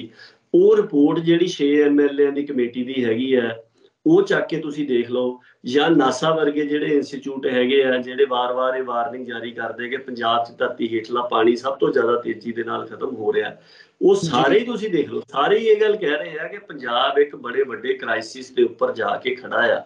ਉਹਦੇ ਬਾਵਜੂਦ ਤੁਸੀਂ ਪਿਛੇ ਬੀਤੇ ਤੋਂ ਕੁਝ ਵੀ ਨਹੀਂ ਸਿੱਖ ਰਹੇ ਔਰ ਪੰਜਾਬ ਨੂੰ ਲਗਾਤਾਰ ਬਰਬਾਦੀ ਵੱਲ ਧੱਕ ਰਹੇ ਹੋ। ਦੂਸਰੇ ਪਾਸੇ ਤੁਸੀਂ ਇਹ ਗੱਲ ਕਹਿ ਰਹੇ ਆ ਕਿ ਸਾਡੇ ਨਾਲ ਮੁੜ ਵਿਚਾਰ ਕਰੋ ਤੇ ਬੀਤੇ ਦਾ ਤਜਰਬਾ ਵਿੱਚ ਰੱਖਿਆ ਜਾਵੇ। ਸੋ ਇਹ ਸਾਰੇ ਨੂੰ ਦੇਖਦੇ ਆ ਇਹ ਗੱਲ ਸਾਹਮਣੇ ਆਉਂਦੀ ਹੈ। ਤੇ ਇਹਦੇ ਵਿੱਚ ਜਿਹੜੀ ਤੁਸੀਂ ਗੱਲ ਕੀਤੀ, ਮੈਂ ਬੜਾ ਸੰਖੇਪ ਦੇ ਵਿੱਚ ਹੀ ਇਹ ਕਹਿਣਾ ਚਾਹੁੰਦਾ, ਥੋੜਾ ਜਿਹਾ ਜ਼ਿਕਰ ਪਹਿਲਾਂ ਵੀ ਕੀਤਾ, ਕਿ ਜਿਹੜੀ ਪੰਜਾਬ ਦੀ ਸਿਆਸੀ ਜਮਾਤਾਂ ਦੀ ਜਿਹੜੀ ਭੂਮਿਕਾ ਇਸ ਵੇਲੇ ਹੈਗੀ ਹੈ, ਉਹ ਤਾਂ ਦੇਖੋ ਮਾਰਕੇਬਾਜ਼ੀ ਤੋਂ ਵੀ ਅੱਗੇ ਜਾ ਕੇ ਹੁਣ ਮਸਖਰੇਬਾਜ਼ੀ ਦੇ ਉੱਪਰ ਉਤਰੇ ਹੋਏ ਆ। ਇੱਕ ਪਾਸੇ ਤਾਂ ਐਡਾ ਗੰਭੀਰ ਮਸਲਾ, ਦੂਜੇ ਪਾਸੇ ਇੱਕ ਦੂਜੇ ਨੂੰ ਤਾਨੇ ਮਿਹਣੇ ਦਿੱਤੇ ਜਾ ਰਹੇ ਆ, ਔਰ ਬਿਲਕੁਲ ਇੱਕ ਹਲਕੇ ਪੱਧਰ ਦੀ ਜਿਹੜੀ ਲੜਾਈ ਆ। ਮਤਲਬ ਹੁਣ ਤਾਂ ਪੰਜਾਬ ਦੇ ਪਿੰਡਾਂ 'ਚ ਵੀ ਸ਼ਾਇਦ ਲੋਕੀ ਏਦਾਂ ਇੱਕ ਦੂਜੇ ਨੂੰ ਤਾਨੇ ਮਿਹਣੇ ਨਹੀਂ ਦਿੰਦੇ ਜਿੱਦਾਂ ਇਹ ਲੱਗੇ ਹੋਏ ਨੇ। ਜੀ ਨਹੀਂ, ਬਿਲਕੁਲ ਇਹ ਜ਼ਰੂਰ ਇਸ ਵਕਤ ਦੇਖਣਾ ਬਣਦਾ ਵੀ ਜਿਹੜੀ ਹੁਣ ਸੁਪਰੀਮ ਕੋਰਟ ਵੱਲੋਂ ਉਹ ਕੀਤਾ ਗਿਆ ਆ, ਦੁਬਾਰਾ ਇਹਨੂੰ ਰੀਵਿਜ਼ਿਟ ਕਰਨ ਦੀ ਗੱਲ ਹੈ। ਬੋਰਡ ਬਣਾਓ ਜੀ ਤੇ ਨਹਿਰ ਨੂੰ ਦੁਬਾਰਾ, ਉਹਦੀ ਜਿਹੜੀ ਜ਼ਮੀਨ ਹੈ ਉਹ ਅਕਵਾਇਰ ਕਰਕੇ ਉਹਨੂੰ ਦੁਬਾਰਾ ਨਹਿਰ ਨੂੰ ਪੱਟੋ ਜੀ, ਤੇ ਜਾਂ ਉਹਦੇ 'ਚ ਹੁਣ ਖੱਟੜ ਵੱਲੋਂ ਦੁਬਾਰਾ ਭਗਵੰਤ ਮਾਨ ਨੂੰ ਚਿੱਠੀ ਲਿਖੀ ਗਈ ਹੈ ਤੇ ਮਤਲਬ ਇੱਕ ਮਾਹੌਲ ਕ੍ਰੀਏਟ ਕੀਤਾ ਜਾ ਰਿਹਾ। ਤੁਸੀਂ ਕੀ ਸਮਝਦੇ ਹੋ ਕਿ ਜਿਹੜਾ ਇਹ ਸਿਆਸੀ ਬਿਆਨਬਾਜ਼ੀ ਹੈ, ਅਖਬਾਰੀ ਬਿਆਨਬਾਜ਼ੀ ਹੈ, ਜਾਂ ਇਹਦੇ 'ਚ ਰੀਅਲ ਇੱਕ ਥ੍ਰੈਟ ਇਸ ਵਕਤ ਨਜ਼ਰ ਆ ਰਿਹਾ ਹੈ SYL ਦੇ ਰੂਪ ਦੇ ਵਿੱਚ, ਜਿਹੜਾ ਕਿ ਇਸ ਵਕਤ ਪੰਜਾਬ ਦੇ ਸਾਹਮਣੇ ਖਲੋਤਾ ਹੈ? ਦੇਖੋ, ਦੋ ਤਿੰਨ ਪੱਖ ਇਸ ਸੰਬੰਧ ਦੇ ਵਿੱਚ ਹੈਗੇ ਆ। ਇੱਕ ਤਾਂ ਇਸ ਵਕਤ ਕਿਉਂ ਹੋ ਰਿਹਾ ਆ, ਉਹਦੇ ਵਿੱਚ ਤਿੰਨ ਅਹਿਮ ਪੱਖ ਆਪਾਂ ਨੂੰ ਨਜ਼ਰ ਅੰਦਾਜ਼ ਨਹੀਂ ਕਰਨੇ ਚਾਹੁੰਦੇ। ਮੈਂ ਇਹ ਨਹੀਂ ਕਹੂੰਗਾ ਕਿ ਬਿਲਕੁਲ ਇਹਨਾਂ ਕਾਰਨਾਂ ਕਰਕੇ ਹੀ ਹੋ ਰਿਹਾ ਹੈ, ਪਰ ਉਹਨਾਂ ਗੱਲਾਂ ਨੂੰ ਧਿਆਨ ਦੇ ਵਿੱਚ ਰੱਖਣਾ ਚਾਹੀਦਾ। ਇੱਕ ਤਾਂ ਜਿਹੜਾ ਹੈਗਾ ਆ, ਉਹ ਆਗਾਮੀ ਜਿਹੜੀਆਂ ਇਲੈਕਸ਼ਨਾਂ ਆ ਰਹੀਆਂ ਆ, ਚਾਹੇ ਉਹ ਹਰਿਆਣੇ ਦੀ ਇਲੈਕਸ਼ਨ ਆ ਰਹੀ ਹੈ ਤੇ ਚਾਹੇ ਮਤਲਬ ਅੱਗੇ ਲੋਕ ਸਭਾ ਦੀ ਜਿਹੜੀ ਇਲੈਕਸ਼ਨ ਹੈ ਉਹ ਆਉਣੀ ਹੈ। ਇਸ ਗੱਲ ਨੂੰ ਜ਼ਰੂਰ ਧਿਆਨ ਦੇ ਵਿੱਚ ਰੱਖਣਾ ਚਾਹੀਦਾ। ਸਿਰਫ ਵੋਟਾਂ ਦੇ ਵਾਸਤੇ ਨਹੀਂ ਹੋ ਰਿਹਾ, ਪਰ ਵੋਟਾਂ ਵੀ ਇਹਦੇ ਵਿੱਚ ਇੱਕ ਫੈਕਟਰ ਹੈਗਾ। ਇੱਕ ਇਹ ਵੀ ਹੈਗਾ ਕਿ ਇਹ ਜਿਹੜੀ ਸਰਕਾਰ ਆ, ਇਹ ਮਤਲਬ ਇਹ ਸਮਝ ਕੇ ਚੱਲੇ ਹੋਏ, ਇਹ ਜਿਹੜਾ ਹੁਣ ਇੱਕ ਅੰਮ੍ਰਿਤ ਕਾਲ ਮਨਾ ਰਹੇ ਆ ਕਿ ਇੰਡੀਆ ਦਾ ਜੀ ਇੱਕ ਅੰਮ੍ਰਿਤ ਕਾਲ ਚੱਲ ਰਿਹਾ। ਬਹੁਤੇ ਬੰਦੇ ਇਹਦੀ ਵਿਆਖਿਆ ਇਹ ਕਰ ਰਹੇ ਆ, ਔਰ ਕਾਫੀ ਉਹ ਮਤਲਬ ਠੀਕ ਵੀ ਲੱਗਦੀ ਆ ਕਿ ਜੋ ਹਿੰਦੂ ਰਾਸ਼ਟਰ ਦਾ ਅਮਲ ਆ ਉਹਦੇ ਵੱਲ ਨੂੰ ਇਹ ਮਤਲਬ ਸਾਰੀ ਗੱਲ ਨੂੰ ਲੈ ਕੇ ਜਾ ਰਹੇ। ਉਹਦੇ 'ਚ ਇਹਨਾਂ ਦੀ ਇੱਕ ਇਹ ਪਹੁੰਚ ਹੈਗੀ ਕਿ ਅਸੀਂ ਜਿੰਨੇ ਵੀ ਪਿਛਲੇ ਲਮਕਦੇ ਆ ਰਹੇ ਮਸਲੇ ਹੈਗੇ ਆ, ਉਹ ਸਾਰੇ ਕਿਸੇ ਤਣ ਪੱਤਣ ਲਾਉਣੇ ਆ, ਉਹਨਾਂ ਦਾ ਕੋਈ ਕਿਨਾਰਾ ਕਰਨਾ ਆ। ਜੇ ਉਹਨਾਂ ਦਾ ਮਤਲਬ ਕਿਸੇ ਤਰੀਕੇ ਨਾਲ ਹੱਲ ਨਿਕਲਦਾ ਠੀਕ ਹੈ, ਨਹੀਂ ਤਾਂ ਦੇਖੋ ਕਿਸੇ ਵੀ ਕਦਮ 'ਚ ਸਿਰਫ ਇੱਕ ਕਿਸਾਨੀ ਕਾਨੂੰਨਾਂ ਵਾਲਾ ਛੱਡ ਲਓ, ਉਸ ਤੋਂ ਇਲਾਵਾ ਕਿਸੇ ਦੇ ਵਿੱਚ ਵੀ ਇਹ ਪਿੱਛੇ ਨਹੀਂ ਹਟੇ। ਜਿਹੜਾ ਕਦਮ ਇੱਕ ਵਾਰ ਪੁੱਟ ਲਿਆ, ਕੁਛ ਮਾਮਲਿਆਂ 'ਚ ਇਹ ਹੈਗਾ ਕਿ ਉਹ ਕਦਮ ਉੱਥੇ ਹੀ ਰੋਕ ਲਿਆ ਉਹਨਾਂ ਨੇ, ਹੋਰ ਅੱਗੇ ਨਹੀਂ ਜਾ ਰਹੇ, ਪਰ ਪਿੱਛੇ ਨਹੀਂ ਹਟ ਰਹੇ ਕਿਸੇ ਤੋਂ ਵੀ। ਚਾਹੇ ਉਹ ਰਾਮ ਮੰਦਿਰ ਦਾ, ਉਹ ਤਾਂ ਚਲੋ ਉਹਨਾਂ ਨੇ ਕਰ ਲਿਆ, ਮੁਸਲਮਾਨਾਂ ਦੇ ਖਿਲਾਫ ਸੀਗਾ, ਉਹ ਕਰ ਲਿਆ, 3 ਤਲਾਕ ਵਾਲਾ ਹੋ ਗਿਆ ਹਨਾ, ਮੁਸਲਿਮ ਪਰਸਨ। ਆਹ ਹੁਣ UCC ਵਾਲਾ ਜਿਹੜਾ ਯੂਨੀਫਾਰਮ ਸਿਵਲ ਕੋਡ ਵਾਲਾ ਮਸਲਾ, ਕਸ਼ਮੀਰ ਵਾਲਾ ਆ, ਉਹ ਆਪਾਂ ਦੇਖਿਆ ਵੀ ਉਹ ਸਾਰੀ ਇੰਟਰਨੈਸ਼ਨਲ ਸਿਚੁਏਸ਼ਨ ਦੇ ਬਾਵਜੂਦ ਉਹਨਾਂ ਨੇ ਉਹ ਮਤਲਬ ਉਹਨੂੰ ਇੱਕ ਸਾਬਤ ਸਬੂਤਾ ਜਿਹੜਾ ਸੂਬਾ ਸੀਗਾ, ਜਿਹਨੂੰ ਕਿਹਾ ਜਾਂਦਾ ਸੀ ਕਿ ਉਹਦੇ ਕੋਲ ਖੁਦ ਮੁਖਤਿਆਰੀ ਦੇ ਅਖਤਿਆਰ ਨੇ, ਉਹਨੂੰ ਤੋੜ ਕੇ ਤੇ ਬਿਲਕੁਲ ਹੀ ਉਹਦੀਆਂ ਮਤਲਬ ਯੂਨੀਅਨ ਟੈਰੀਟਰੀਜ਼ ਬਣਾ ਕੇ ਤੇ ਉਸ ਤਰੀਕੇ ਦੇ ਨਾਲ ਉਹਨਾਂ ਨੇ ਕਰ ਲਿਆ। ਸੋ ਪਿੱਛੇ ਜਿਹੇ ਮੋਦੀ ਦੇ ਵੱਲੋਂ ਇਹ ਗੱਲ ਕਹੀ ਵੀ ਗਈ ਹੈ ਪਾਣੀਆਂ ਦੇ ਸੰਦਰਭ ਦੇ ਵਿੱਚ ਹੀ ਕਿ ਇੰਡੀਆ ਦੇ ਵਿੱਚ ਕੁਝ ਸੂਬੇ ਏਦਾਂ ਦੇ ਹੈਗੇ ਆ ਜਿਹੜੇ ਮਤਲਬ ਪਾਣੀ ਨੂੰ ਦੂਜਿਆਂ ਦੇ ਨਾਲ ਸਾਂਝਾ ਨਹੀਂ ਕਰਨਾ ਚਾਹੁੰਦੇ, ਤੇ ਮਤਲਬ ਉਹਦਾ ਸਾਰਾ ਹੱਲ ਜਿਹੜਾ ਉਹ ਕੀਤਾ ਜਾਊਗਾ। ਇਹ ਗੱਲਾਂ ਜਿਹੜੀ ਇਹ ਪੱਖ ਹੈਗਾ, ਇਹਨੂੰ ਵੀ ਨਜ਼ਰ ਅੰਦਾਜ਼ ਨਹੀਂ ਕਰਨਾ ਚਾਹੀਦਾ। ਤੀਸਰੀ ਗੱਲ ਇਹਦੇ ਵਿੱਚ ਇਹ ਵੀ ਹੈਗੀ ਹੈ ਕਿ ਜਿਹੜਾ ਇਸ ਸਮੇਂ ਇੱਕ ਸਿੱਖਾਂ ਦਾ ਮਾਮਲਾ, ਤੇ ਖਾਸ ਕਰਕੇ ਜਿਹੜਾ ਟਰੂਡੋ ਦੇ ਬਿਆਨ ਤੋਂ ਬਾਅਦ ਪੰਜਾਬ ਦੀ, ਆਪਾਂ ਪਹਿਲਾਂ ਵੀ ਇਹ ਗੱਲ ਕਰਦੇ ਆ ਰਹੇ ਕਿ ਜਿਹੜੀ ਸਾਊਥ ਏਸ਼ੀਆ ਆ, ਇਹ ਇੱਕ ਵੱਡੀਆਂ ਤਾਕਤਾਂ ਦੇ ਭੇੜ ਦਾ ਥਾਂ ਜਿਹੜੀ ਆ ਉਹ ਬਣਨ ਜਾ ਰਹੀ ਹੈ। ਲਗਭਗ ਪਿਛਲੇ 5-6 ਸਾਲ ਤੋਂ ਇਹ ਗੱਲ ਕਰ ਰਹੇ ਤਾਂ ਉਹ ਸਭ ਨੂੰ ਪ੍ਰਤੱਖ ਨਜ਼ਰ ਆ ਰਿਹਾ ਹੈ। ਉਹਦੇ ਵਿੱਚ ਪੰਜਾਬ ਤੇ ਸਿੱਖ ਬੜੀ ਇੰਪੋਰਟੈਂਟ ਸਥਿਤੀ ਦੇ ਵਿੱਚ ਹੈਗੇ ਆ। ਸੋ ਉਹ ਸਾਰੀ ਸਿਚੁਏਸ਼ਨ ਦੀ ਵੀ ਤੰਦ ਕਿਤੇ ਨਾ ਕਿਤੇ ਇਹਦੇ ਵਿੱਚ ਜੁੜੀ ਹੋਈ ਹੈ। ਪੰਜਾਬ ਦੇ ਵਿੱਚ ਜਿਹੜਾ ਇਹ SYL ਦਾ ਮਸਲਾ ਇਸ ਤਰੀਕੇ ਦੇ ਨਾਲ ਉਭਾਰਿਆ ਜਾ ਰਿਹਾ ਹੈ। ਜਿਹੜਾ ਤੁਸੀਂ ਕਿਹਾ ਕਿ ਕੀ ਇਹ ਇੱਕ ਵਾਕਿਆ ਹੀ ਖਤਰਾ ਹੈਗਾ ਆ, ਦੇਖੋ ਪੰਜਾਬ ਆਲਰੇਡੀ ਹੀ ਬਰਬਾਦੀ ਦੀ ਕਗਾਰ ਜਾਂ ਰਸਤੇ ਦੇ ਉੱਪਰ ਇਹਨਾਂ ਨੇ ਪਾਇਆ ਹੋਇਆ ਆ। ਪਾਣੀਆਂ ਦੇ ਪੱਖ ਤੋਂ ਸਭ ਤੋਂ ਅਜੇ ਵੀ ਇੰਡੀਆ ਦੇ ਵਿੱਚ ਸਭ ਤੋਂ ਜਰਖੇਜ਼ ਤੇ ਸਭ ਤੋਂ ਵੱਧ ਕੀਮਤੀ ਧਰਤੀ ਜਿਹੜੀ ਆ ਉਹ ਪੰਜਾਬ ਦੀ ਹੈਗੀ ਆ। ਚਾਹੇ ਉਹ ਆਪਾਂ ਇੱਥੋਂ ਦੇ ਜਰਖੇਜ਼ ਧਰਤੀ ਦੇ ਰੂਪ ਦੇ ਵਿੱਚ ਲੈ ਲਈਏ, ਇੱਥੋਂ ਦੇ ਪਾਣੀ ਜਾਂ ਹੋਰ ਸਰੋਤਾਂ ਦੇ ਰੂਪ ਦੇ ਵਿੱਚ ਲੈ ਲਈਏ, ਚਾਹੇ ਇਹਦੀ ਭੂਗੋਲਿਕ ਸਥਿਤੀ ਦੇ ਮੱਦੇਨਜ਼ਰ ਲੈ ਲਈਏ, ਚਾਹੇ ਉਹਨੂੰ ਤੁਸੀਂ ਰੱਖਿਆ ਦੇ ਪੱਖ ਤੋਂ ਲਓ ਭੂਗੋਲਿਕ ਸਥਿਤੀ ਨੂੰ, ਚਾਹੇ ਤੁਸੀਂ ਉਹਨੂੰ ਵਪਾਰ ਦੇ ਲਾਂਘੇ ਦੇ ਰੂਪ ਦੇ ਵਿੱਚ ਲਓ। ਪੰਜਾਬ ਦੀ ਇੱਕ ਬੜੀ ਵੱਡੀ ਮਹੱਤਵਪੂਰਨ ਥਾਂ ਜਿਹੜੀ ਆ ਉਹ ਇਸ ਸਾਰੇ ਸਾਊਥ ਏਸ਼ੀਆ ਦੇ ਵਿੱਚ ਤੇ ਖਾਸ ਕਰਕੇ ਇੰਡੀਅਨ ਉਪ ਮਹਾਂਦੀਪ ਦੇ ਵਿੱਚ ਜਿਹੜੀ ਆ ਉਹ ਹੈਗੀ ਆ। ਸੋ ਇਸ ਸਾਰੇ ਦੇ ਮੱਦੇਨਜ਼ਰ ਇਹ ਜਿਹੜਾ ਸਾਰਾ ਕੁਝ ਵਾਪਰ ਰਿਹਾ ਆ, ਉਹਦੇ ਤਹਿਤ ਜਿਹੜੀ ਪੰਜਾਬ ਨੂੰ ਇੱਕ ਕਲੋਨਲਾਈਜੇਸ਼ਨ ਦੀ ਪਾਲਿਸੀ ਦੇ ਤਹਿਤ ਉਹਨੂੰ ਮਤਲਬ ਇੱਕ ਉਹਦਾ ਸ਼ੋਸ਼ਣ ਕਰਨ ਦੀ ਨੀਤੀ ਹੈ, ਉਹਦੇ ਵਿੱਚ ਜੇ ਨਹਿਰ ਬਣਦੀ ਆ ਤੇ ਉਹਨੂੰ ਅਗਲੇ ਪੜਾਅ ਦੇ ਉੱਪਰ ਲੈ ਕੇ ਜਾਊਗੀ। ਸੋ ਇਹ ਤਾਂ ਆਪਣੇ ਆਪ ਦੇ ਵਿੱਚ ਖਤਰਾ ਹੈਗਾ ਹੀ ਆ।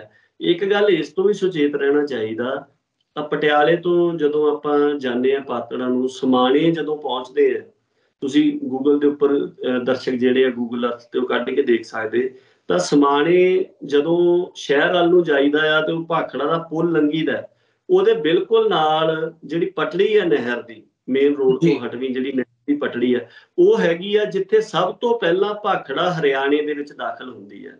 ਉੱਥੇ ਲਗਭਗ 1-1.5 ਕਿਲੋਮੀਟਰ ਦਾ ਇਲਾਕਾ ਜਿਹੜਾ ਆ ਉਹ ਹਰਿਆਣੇ ਦਾ ਇਲਾਕਾ ਭਾਖੜਾ ਦੇ ਨਾਲ ਆ ਕੇ ਜੁੜ ਜਾਂਦਾ। ਅੱਗੇ ਜਾ ਕੇ ਪਟੜੀ ਫੇਰ ਜਿਹੜੀ ਆ ਉਹ ਮਤਲਬ ਪੰਜਾਬ ਦੇ ਵਿੱਚ ਨਹਿਰ ਦਾਖਲ ਹੋ ਜਾਂਦੀ ਹੈ। ਉੱਥੇ ਇਹਨਾਂ ਨੇ ਇੱਕ ਹਾਂਸੀ ਬੁਟਾਣਾ ਨਾਂ ਦੀ ਜਿਹੜੀ ਨਹਿਰ ਹੈ ਉਹ ਬਿਲਕੁਲ ਨਹਿਰ ਦੀ ਪਟੜੀ ਦੇ ਦੂਜੇ ਪਾਸੇ ਲਿਆ ਕੇ ਇਹਨਾਂ ਨੇ ਰੋਕੀ ਹੋਈ ਹੈ। ਸੋ ਇਹਨਾਂ ਦੀ ਇਹ ਕੋਸ਼ਿਸ਼ ਸੀਗੀ ਜਾਂ ਅਜੇ ਵੀ ਹੈਗੀ ਹੈ ਕਿ ਭਾਖੜਾ ਨੂੰ ਉੱਥੋਂ ਪੰਕਚਰ ਕਰਕੇ ਉਹਦੇ ਵਿੱਚੋਂ ਪਾਣੀ ਜਿਹੜਾ ਲੈ ਲਿਆ ਜਾਵੇ। ਔਰ ਭਾਖੜਾ ਬਿਆਸ ਮੈਨੇਜਮੈਂਟ ਬੋਰਡ ਨੇ ਜਦੋਂ ਇਹ ਹਾਂਸੀ ਬੁਟਾਣਾ ਬਣੀ ਹੈ ਉਸ ਵੇਲੇ ਪੰਜਾਬ ਦੇ ਵਿੱਚੋਂ ਕੁਝ ਥਾਵਾਂ ਤੋਂ ਭਾਖੜਾ ਨਹਿਰ ਦਾ ਜਿਹੜਾ ਲੈਵਲ ਹੈ ਉਹਦੇ ਕੰਢੇ ਉੱਚੇ ਵੀ ਕੀਤੇ ਸੀਗੇ ਜੀ। ਸੋ ਉਹ ਜਿੰਨੀ ਕੁ ਅਸੀਂ ਜਾਣਕਾਰੀ ਉਸ ਸੰਬੰਧ ਚ ਇਕੱਤਰ ਕਰ ਸਕੇ ਹੈ ਉਹ ਚ ਕਾਫੀ ਬੰਦੇ ਇਹ ਗੱਲ ਮੰਨਦੇ ਆ, ਮਾਹਰ ਵੀ ਇਹ ਗੱਲ ਮੰਨਦੇ ਆ ਕਿ ਇਹ ਸਕੀਮ ਇਸ ਤਰ੍ਹਾਂ ਦੀ ਹੈਗੀ ਹੈ ਕਿ ਜਿਹੜਾ ਰਹਿੰਦਾ SYL ਦਾ ਪਾਣੀ ਹੈ ਉਹ ਵੀ ਮਤਲਬ ਭਾਖੜਾ ਦੇ ਵਿੱਚ ਵੱਧ ਡਿਸਚਾਰਜ ਛੱਡ ਕੇ ਤੇ ਹਾਂਸੀ ਬੁਟਾਣਾ ਨਹਿਰ ਦੇ ਰਾਹੀਂ ਇਹਨਾਂ ਨੇ ਜਿਹੜਾ ਹੈਗਾ ਉਹ ਕੱਢ ਲੈਣਾ। ਸੋ ਇਹ ਵੀ ਗੱਲ ਧਿਆਨ ਦੇ ਵਿੱਚ ਰੱਖਣੀ ਚਾਹੀਦੀ ਹੈ। ਜਦੋਂ ਟਾਡਾ ਬਣਿਆ ਸੀਗਾ ਤੇ ਉਹਦੀ ਦੁਰਵਰਤੋਂ ਦੇ ਖਿਲਾਫ ਬਹੁਤ ਜ਼ਿਆਦਾ ਰੌਲਾ ਪਿਆ ਤੇ ਉਹਨਾਂ ਨੇ ਉਹਨੂੰ ਰੱਦ ਕਰਨਾ ਪਿਆ ਸੀ ਤੇ ਫਿਰ ਉਹਨਾਂ ਨੇ ਪੋਟਾ ਬਣਾਇਆ। ਜਦੋਂ ਪੋਟਾ ਬਣਿਆ ਤੇ ਪੋਟਾ ਦੇ ਖਿਲਾਫ ਵੀ ਬਹੁਤ ਜ਼ਿਆਦਾ ਰੌਲਾ ਪਿਆ ਤੇ ਫਿਰ ਉਹ ਵੀ ਰੱਦ ਕਰਨਾ ਪਿਆ। ਪਰ ਉਸੇ ਹੀ ਮਨਮੋਹਨ ਸਿੰਘ ਦੀ ਸਰਕਾਰ ਨੇ ਜਿਹਨੇ ਪੋਟਾ ਰੱਦ ਕੀਤਾ ਸੀਗਾ ਉਹਨੇ 2008 ਦੇ ਵਿੱਚ ਨਵਾਂ ਕਾਨੂੰਨ ਨਹੀਂ ਬਣਾਇਆ। ਉਹਨਾਂ ਨੇ ਇੱਕ ਪੁਰਾਣਾ ਕਾਨੂੰਨ ਸੀ ਜਿਹੜਾ UAPA ਉਹਦੇ ਚ ਪਹਿਲਾਂ 2008 ਚ ਅਮੈਂਡਮੈਂਟ ਕੀਤੀ, ਫਿਰ ਉਹ ਚ 2012 ਚ ਅਮੈਂਡਮੈਂਟ ਕੀਤੀ, ਫਿਰ ਮੋਦੀ ਸਰਕਾਰ ਆਈ 2-3 ਅਮੈਂਡਮੈਂਟਾਂ ਇਹਨਾਂ ਨੇ ਕੀਤੀਆਂ। ਇਹਨਾਂ ਨੇ UAPA ਨੂੰ ਟਾਡਾ ਪੋਟਾ ਤੋਂ ਵੀ ਜ਼ਿਆਦਾ ਖਤਰਨਾਕ ਬਣਾ ਲਿਆ। ਔਰ ਉਹਦੇ ਖਿਲਾਫ ਤੁਸੀਂ ਦੇਖੋ ਕਿ ਇੰਨਾ ਜ਼ਿਆਦਾ ਜਿੱਦਾਂ ਟਾਡਾ ਤੇ ਪੋਟਾ ਦੇ ਖਿਲਾਫ ਜਦੋਂ ਪੋਟਾ ਬਣਿਆ ਸੀ ਤੇ ਬਹੁਤ ਜ਼ਿਆਦਾ ਰੌਲਾ ਪਿਆ ਸੀਗਾ, ਪਰ ਜਦੋਂ UAPA ਚ ਅਮੈਂਡਮੈਂਟਾਂ ਹੋਣੀਆਂ ਸ਼ੁਰੂ ਹੋਈਆਂ ਤਾਂ ਉਦੋਂ ਉਹਦੇ ਖਿਲਾਫ ਕੋਈ ਵੀ ਰੌਲਾ ਜਿਹੜਾ ਸੀਗਾ ਉਹ ਨਹੀਂ ਪਿਆ ਜੀ। ਸੋ ਇਹ ਵੀ ਆਪਾਂ ਨੂੰ ਖਦਸ਼ੇ ਦੇ ਰੂਪ ਚ ਰੱਖਣਾ ਚਾਹੀਦਾ। ਇਹ ਸਾਰਾ ਮਾਮਲਾ ਉਧਰ ਉਲਝਾ ਕੇ ਤੇ ਹਾਂਸੀ ਬੁਟਾਣਾ ਵਾਲਾ ਜਿਹੜਾ ਇੱਕ ਮਸਲਾ ਹੈਗਾ ਉਹਨੂੰ ਵੀ ਉਭਾਰਨ ਦੀ ਕੋਸ਼ਿਸ਼ ਜਿਹੜੀ ਆ ਉਹ ਕੀਤੀ ਜਾ ਸਕਦੀ ਹੈ। ਤੇ ਇੱਕ ਪੱਖ ਮੈਂ ਹੋਰ ਸਮਝਦਾ ਜਿਹੜਾ ਅਹਿਮ ਵਿਚਾਰਿਆ ਜਾਣਾ ਚਾਹੀਦਾ ਉਹ ਇਹ ਹੈਗਾ ਕਿ ਜਿਹੜੀ ਇੱਕ ਹਰਿਆਣੇ ਦੇ ਕਿਸਾਨਾਂ ਦੇ ਨਾਲ ਸਾਡੀ ਜਾਂ ਉੱਥੋਂ ਦੇ ਭਾਈਚਾਰੇ ਸਾਰੇ ਨਾਲ ਸਾਂਝ ਬਣੀ ਸੀ ਕਿਸਾਨੀ ਮੋਰਚੇ ਦੀ, ਉਹਨੂੰ ਵੀ ਤਾਰ-ਪੀਟੋ ਕਰਨ ਦਾ ਇੱਕ ਪੱਖ ਜਿਹੜਾ ਆ ਉਹ ਇਹਦੇ ਵਿੱਚ ਹੈਗਾ।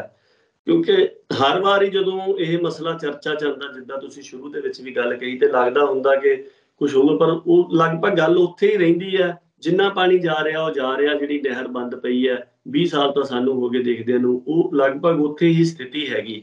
ਇਹਦਾ ਮਤਲਬ ਇਹ ਨਹੀਂ ਹੈ ਕਿ ਅੱਗੇ ਬਦਲਣੀ ਨਹੀਂ ਹੈ, ਬਦਲ ਵੀ ਸਕਦੀ ਹੈ, ਪਰ ਜੇ ਉਹ ਨਹੀਂ ਵੀ ਬਦਲਦੀ ਤੇ ਵਾਰ-ਵਾਰ ਇਸ ਮਸਲੇ ਨੂੰ ਚੁੱਕ ਕੇ ਜਿਹੜੀ ਇੱਕ ਉਹ ਸਾਂਝ ਬਣੀ ਸੀ ਜਿਹਨੇ ਹਿੰਦੂਤਵ ਦੇ ਰੱਥ ਨੂੰ ਇੱਕੋ ਇੱਕ ਇਸ ਤਰ੍ਹਾਂ ਦੀ ਮਿਸਾਲ ਦਿੱਤੀ ਕਿ ਜਿਹਦੇ ਚ ਇਹਨੂੰ ਥੰਮਿਆ ਗਿਆ ਹੋਵੇ ਤੇ ਇਹਨਾਂ ਨੂੰ ਪੈਰ ਪਿੱਛੇ ਹਟਾਉਣੇ ਪਏ ਹੋਣ, ਉਸ ਸਾਂਝ ਨੂੰ ਤੋੜਨ ਦੇ ਵੀ ਯਤਨ ਜਿਹੜੇ ਆ ਉਹ ਇਸ ਮਸਲੇ ਦੇ ਨਾਲ ਕੀਤੇ ਜਾ ਰਹੇ ਆ। ਨਹੀਂ ਜੀ, ਇਹ ਬਿਲਕੁਲ ਧਿਆਨ ਦੇ ਵਿੱਚ ਰੱਖਣ ਵਾਲੀ ਗੱਲ ਆ। ਤੇ ਜਾਂਦੇ ਜਾਂਦੇ ਮਤਲਬ ਪੰਜਾਬ ਦੇ ਲਈ, ਸਾਡੇ ਲਈ, ਜਾਂ ਉਹ ਸਿਆਸੀ ਧਿਰਾਂ ਹੋਣ, ਸਾਡੇ ਲਈ ਆਪਸ਼ਨ ਕੀ ਬਚਦੀਆਂ ਨੇ ਇਵੈਂਚੁਅਲੀ ਜੇ ਸੁਪਰੀਮ ਕੋਰਟ ਨੂੰ ਅੱਗੇ ਲਾ ਕੇ ਇਸ ਮਸਲੇ ਨੂੰ ਹੋਰ ਅੱਗੇ ਵਧਾਇਆ ਜਾਂਦਾ ਆ ਤੇ ਪੰਜਾਬ ਦੇ ਕੋਲ, ਸਾਡੇ ਕੋਲ ਕੀ ਆਪਸ਼ਨਸ ਬਚਦੀਆਂ ਨੇ? ਅਸੀਂ ਕੀ ਕਰ ਸਕਦੇ ਹਾਂ ਇਸ ਸਾਰੀ ਸਥਿਤੀ ਦੇ ਮੱਦੇਨਜ਼ਰ ਤਾਂ ਜੋ ਇਸ ਲੁੱਟ ਨੂੰ ਰੋਕਿਆ ਵੀ ਜਾ ਸਕੇ ਤੇ ਇਵੈਂਚੁਅਲੀ ਜਿਹੜੀਆਂ ਗੱਲਾਂ ਹਜੇ ਪੇਪਰਾਂ ਦੇ ਉੱਤੇ ਜਾਂ ਅਖਬਾਰੀ ਬਿਆਨਬਾਜ਼ੀ ਦੇ ਵਿੱਚ ਹੁੰਦੀਆਂ ਨੇ ਕਿ ਜੀ ਪੰਜਾਬ ਦਾ ਪਾਣੀ ਜਿਹੜਾ ਇੰਨਾ ਲੁੱਟਿਆ ਗਿਆ ਉਹਦਾ ਕੋਈ ਮੁਆਵਜ਼ਾ ਜਾਂ ਉਹ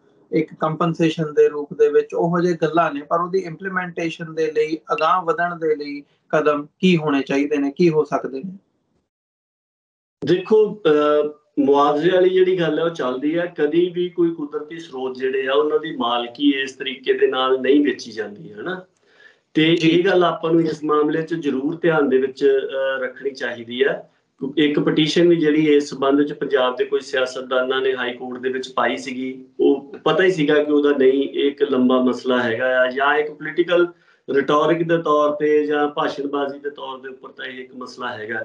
ਜਿਹੜੀ ਗੰਭੀਰਤਾ ਦੇ ਤੌਰ ਦੇ ਵਿੱਚ ਦੇਖਣ ਵਾਲੀ ਗੱਲ ਹੈਗੀ ਹੈ, ਉਹਦੇ ਵਿੱਚ ਇੱਕ ਗੱਲ ਤਾਂ ਹੈ ਕਿ ਪੰਜਾਬ ਦੇ ਲੋਕਾਂ ਨੂੰ ਇਹ ਗੱਲ ਸਮਝਣੀ ਪਊਗੀ ਕਿ ਜਿਹੜੇ 4 ਮੁੱਖ ਤਰੀਕਾਕਾਰ ਹੁੰਦੇ ਕਿਸੇ ਵੀ ਮਸਲੇ ਨੂੰ ਹੱਲ ਕਰਨ ਦੇ, ਵਿਧਾਨਪਾਲਿਕਾ ਦਾ, ਕਾਰਜਪਾਲਿਕਾ ਦਾ, ਅਫਸਰਸ਼ਾਹੀ ਦਾ ਤੇ ਅਦਾਲਤਾਂ ਦਾ, ਇਹ ਚਾਰੇ ਹੀ ਤਰੀਕਾਕਾਰ ਜਿਹੜੇ ਆ ਉਹ ਪੰਜਾਬ ਦੇ ਦਰਿਆਈ ਪਾਣੀਆਂ ਦੇ ਮਾਮਲੇ ਦੇ ਵਿੱਚ, ਪੰਜਾਬ ਦੇ ਪਾਣੀਆਂ ਦੀ ਲੁੱਟ ਦੇ ਮਸਲੇ ਦੇ ਵਿੱਚ ਉਹ ਚਾਰੇ ਹੀ ਨਾਕਾਮ ਹੋਏ ਨੇ। ਜਦੋਂ ਇਹ ਨਾਕਾਮ ਹੋ ਜਾਣ ਚਾਰੇ ਤੇ ਉਸ ਤੋਂ ਬਾਅਦ ਦੇ ਵਿੱਚ ਸਮਾਜ ਦੀ ਜ਼ਿੰਮੇਵਾਰੀ ਬਣਦੀ ਹੁੰਦੀ ਹੈ ਕਿ ਉਹ ਉਸ ਮਸਲੇ ਦੇ ਹੱਲ ਵਾਸਤੇ ਲਾਮਬੰਦ ਹੋਵੇ। ਸੋ ਪਹਿਲੀ ਗੱਲ ਤਾਂ ਇਹ ਹੈ ਕਿ ਪੰਜਾਬ ਦੇ ਲੋਕਾਂ ਨੂੰ ਇਹ ਗੱਲ ਸਮਝਣੀ ਪਊਗੀ ਇੱਥੇ ਸਿਆਸੀ ਜਮਾਤ ਜਿਹੜੀ ਹੈ ਉਹ ਵੀ ਫੇਲ ਹੋਈ ਹੈ, ਵਿਧਾਨ ਪਾਲਿਕਾ ਫੇਲ ਹੋਈ ਹੈ, ਕਾਰਜਪਾਲਿਕਾ ਫੇਲ ਹੋਈ, ਅਫਸਰਸ਼ਾਹੀ ਵੀ ਇਸ ਮਾਮਲੇ ਦਾ ਹੱਲ ਨਹੀਂ ਕਰ ਸਕੀ, ਜੁਡੀਸ਼ਰੀ ਤੋਂ ਵੀ ਇਸ ਮਾਮਲੇ ਦੇ ਵਿੱਚ ਆਸ ਬਹੁਤੀ ਜਿਹੜੀ ਉਹ ਨਹੀਂ ਰੱਖਣੀ ਚਾਹੀਦੀ। ਇਹਦਾ ਹੱਲ ਜਿਹੜਾ ਆ ਉਹ ਸਟਰਗਲ ਤੇ ਪੋਲੀਟੀਕਲ ਹੱਲ ਹੀ ਇਹਦਾ ਜਿਹੜਾ ਆ ਉਹ ਪੰਜਾਬ ਦੇ ਹਿੱਤ ਦੇ ਵਿੱਚ ਆ ਸਕਦਾ ਹੈ। ਕਾਨੂੰਨੀ ਜਾਂ ਦੂਸਰਾ ਜਿਹੜਾ ਅਦਾਲਤੀ ਜਾਂ ਉਹ ਹੈਗਾ ਉਹ ਨਹੀਂ ਆ ਸਕਦਾ। ਤੇ ਬਾਕੀ ਇਹ ਹੈਗਾ ਕਿ ਪੰਜਾਬ ਜਿੰਨਾ ਪੰਜਾਬ ਦੇ ਹਿੱਸੇ ਦਾ ਦਰਿਆਈ ਪਾਣੀ ਹੈ ਉਹਨੂੰ ਵਰਤਣ ਦੇ ਵਾਸਤੇ ਪੰਜਾਬ ਰਹਿੰਦੇ ਲੋਕਾਂ ਨੂੰ ਜ਼ਰੂਰ ਸੁਚੇਤ ਹੋਣਾ ਚਾਹੀਦਾ। ਕਿਤੇ ਏਦਾਂ ਨਾ ਹੋਵੇ ਕਿ ਅਸੀਂ ਰੌਲਾ ਤਾਂ ਇਸ ਗੱਲ ਦਾ ਪਾਉਂਦੇ ਰਹੀਏ ਪਰ ਦੂਸਰੇ ਪਾਸੇ ਅਸੀਂ ਜਿੰਨੀ ਕੱਲ ਨੂੰ ਇਹ ਅੰਕੜੇ ਸਾਹਮਣੇ ਆਉਣ ਤੇ ਪਤਾ ਲੱਗੇ ਕਿ ਪੰਜਾਬ ਦੇ ਵਿੱਚ ਤਾਂ ਦਰਿਆਈ ਪਾਣੀ ਦੀ ਜਿਹੜੀ ਵਰਤੋਂ ਹੈ ਹੋ ਹੀ ਨਹੀਂ ਰਹੀ। ਜਦੋਂ ਆਪਾਂ ਨੂੰ ਬਿਲਕੁਲ ਸਾਹਮਣੇ ਦਿਸ ਰਿਹਾ ਕਿ ਬਰਬਾਦੀ ਵੱਲ ਨੂੰ ਜਾ ਰਹੇ ਹੈ ਤਾਂ ਉਹਦੇ ਵਿੱਚ ਦਰਿਆਈ ਪਾਣੀ ਦੀ ਜਿਹੜੀ ਵਰਤੋਂ ਆ ਉਹ ਹੋਵੇ।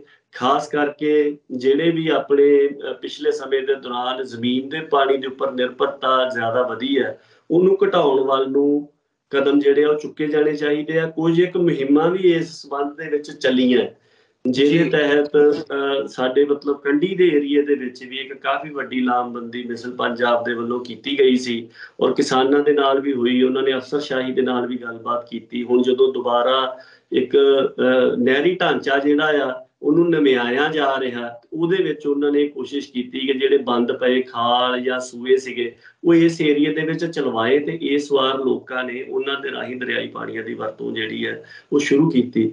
ਤੀਸਰੀ ਇੱਕ ਗੱਲ ਇਹ ਵੀ ਹੈਗੀ ਕਿ ਆਪਾਂ ਨੂੰ ਇਹ ਗੱਲ ਚਰਚਾ ਦੇ ਵਿੱਚ ਜ਼ਰੂਰ ਲਿਆਉਣੀ ਚਾਹੀਦੀ ਹੈ ਪੰਜਾਬ ਤੇ ਹਰਿਆਣੇ ਦੇ ਸੰਬੰਧ ਦੇ ਵਿੱਚ ਕਿ ਇਸ ਮਸਲੇ ਨੂੰ ਲੈ ਕੇ ਸਦਾ ਹੀ ਦੋਵਾਂ ਸੂਬਿਆਂ ਦੇ ਆਮ ਲੋਕਾਂ ਨੂੰ, ਕਿਸਾਨਾਂ ਨੂੰ, ਆਮ ਰਈਅਤ ਨੂੰ ਆਪਸ ਦੇ ਵਿੱਚ ਲੜਾਇਆ ਗਿਆ ਤੇ ਸਾਨੂੰ ਇਹ ਦੇਖਣਾ ਚਾਹੀਦਾ ਕਿ ਉਸ ਲੜਾਈ ਨੇ ਸਾਨੂੰ ਕੀ ਫਾਇਦਾ ਦਿੱਤਾ ਹੈ, ਪੰਜਾਬ ਦੇ ਲੋਕਾਂ ਨੂੰ ਕੀ ਫਾਇਦਾ ਦਿੱਤਾ ਹੈ, ਹਰਿਆਣੇ ਦੇ ਲੋਕਾਂ ਨੂੰ ਜਿਹੜਾ ਆ ਉਹ ਕੀ ਫਾਇਦਾ ਦਿੱਤਾ ਹੈ। ਤੇ ਜਦੋਂ ਅਸੀਂ ਇਕੱਠੇ ਹੋਏ ਆ ਤੇ ਇਕੱਠੇ ਹੋ ਕੇ ਅਸੀਂ ਮਤਲਬ ਕਿਹੜੀਆਂ ਚੀਜ਼ਾਂ ਸਰ ਕੀਤੀਆਂ ਨੇ। ਸੋ ਸਾਨੂੰ ਇਸ ਤਰ੍ਹਾਂ ਦੀ ਵੀ ਗੱਲਬਾਤ ਜਿਹੜੀ ਆ ਉਹ ਵਧਾਉਣੀ ਚਾਹੀਦੀ ਕਿ ਜੇਕਰ ਪੰਜਾਬ ਦੇ ਦਰਿਆਈ ਪਾਣੀਆਂ ਦਾ ਕੋਈ ਮਸਲਾ ਹੈਗਾ ਆ ਵੀ ਸਾਨੂੰ ਜਿਸ ਤਰ੍ਹਾਂ ਕਿਸਾਨੀ ਕਾਨੂੰਨਾਂ ਦੇ ਮਾਮਲੇ ਦੇ ਵਿੱਚ ਸੀ ਜਿਸ 'ਚ ਉਹਨਾਂ ਨੇ ਕਿਹਾ ਵੀ ਸਾਨੂੰ ਸਰਕਾਰ ਤੇ ਯਕੀਨ ਨਹੀਂ ਹੈ, ਸਾਨੂੰ ਜੁਡੀਸ਼ਰੀ ਤੇ ਯਕੀਨ ਨਹੀਂ, ਸਾਨੂੰ ਤੁਹਾਡੀ ਅਫਸਰਸ਼ਾਹੀ ਤੇ ਯਕੀਨ ਨਹੀਂ, ਫੈਸਲਾ ਇੱਕੋ ਇਹੀ ਹੈ ਕਿ ਰੱਦ ਹੋਊਗਾ। ਇਸ ਮਾਮਲੇ 'ਚ ਇਹ ਗੱਲ ਕਹੀ ਜਾਵੇ ਕਿ ਪੰਜਾਬ ਦੀ ਤੇ ਹਰਿਆਣੇ ਦੀ ਜਿਹੜੀ ਸੁਸਾਇਟੀ ਹੈ ਉਹ ਇਸ ਮਾਮਲੇ ਦਾ ਫੈਸਲਾ ਕਰੂਗੀ। ਸਾਨੂੰ ਤੁਹਾਡੇ ਢਾਂਚੇ ਦੇ ਜਿਹੜੇ ਮਤਲਬ ਅਦਾਰੇ ਹੈਗੇ ਇਹਨਾਂ ਦੇ ਉੱਪਰ ਭਰੋਸਾ ਨਹੀਂ ਹੈਗਾ। ਇਹ ਗੱਲ ਆਪਾਂ ਨੂੰ ਜ਼ਰੂਰ ਚਰਚਾ ਦੇ ਵਿੱਚ ਲੈ ਕੇ ਆਉਣੀ ਚਾਹੀਦੀ ਹੈ। ਜੀ ਬਿਲਕੁਲ, ਬਹੁਤ ਬਹੁਤ ਧੰਨਵਾਦ, ਤੁਸੀਂ ਸਮਾਂ ਕੱਢਿਆ ਤੇ ਵਿਚਾਰਾਂ ਦੀ ਸਾਂਝ ਪਾਈ ਹੈ। ਆਉਣ ਵਾਲੇ ਸਮੇਂ ਦੇ ਵਿੱਚ ਵੀ ਰਾਬਤਾ ਇਸੇ ਤਰ੍ਹਾਂ ਕਾਇਮ ਰੱਖਾਂਗੇ। ਉਮੀਦ ਕਰਦੇ ਹਾਂ ਜਿਹੜੇ ਦਰਸ਼ਕ ਸਾਡੇ ਨਾਲ ਇਸ ਵਕਤ ਜੁੜੇ ਹੋਏ ਆ ਉਹਨਾਂ ਨੂੰ ਵੀ ਜ਼ਰੂਰ ਇਸ ਦੇ ਵਿੱਚੋਂ ਜਿਹੜਾ ਇੱਕ ਥਾਟ ਹੈਗਾ ਉਹ ਵੀ ਮਿਲਿਆ ਹੋਊਗਾ ਤੇ ਜੋ ਇਸ ਵਕਤ ਚੱਲ ਰਿਹਾ ਕਰੰਟ ਸਿਚੁਏਸ਼ਨ ਉਹ ਪੰਜਾਬ ਦੇ ਪਰਸਪੈਕਟਿਵ ਤੋਂ ਉਹਨੂੰ ਕਿਵੇਂ ਅਸੀਂ ਦੇਖੀਏ ਜ਼ਰੂਰ ਉਹਦੇ 'ਚ ਵਾਧਾ ਹੋਇਆ ਹੋਊਗਾ। ਸੋ ਇਹਨਾਂ ਹੀ ਸ਼ਬਦਾਂ ਦੇ ਨਾਲ ਅੱਜ ਇਸ ਸ਼ੋਅ ਦੇ ਵਿੱਚ ਇਜਾਜ਼ਤ ਚਾਹਾਂਗੇ। ਬਹੁਤ ਬਹੁਤ ਧੰਨਵਾਦ ਭਾਈ ਸਾਹਿਬ। ਫਤਿਹ ਦੀ ਸਾਂਝ ਪਾਈ ਅੰਤ ਦੇ ਵਿੱਚ। ਵਾਹਿਗੁਰੂ ਜੀ ਕਾ ਖਾਲਸਾ, ਵਾਹਿਗੁਰੂ ਜੀ ਕੀ ਫਤਿਹ। ਵਾਹਿਗੁਰੂ ਜੀ ਕੀ ਫਤਿਹ।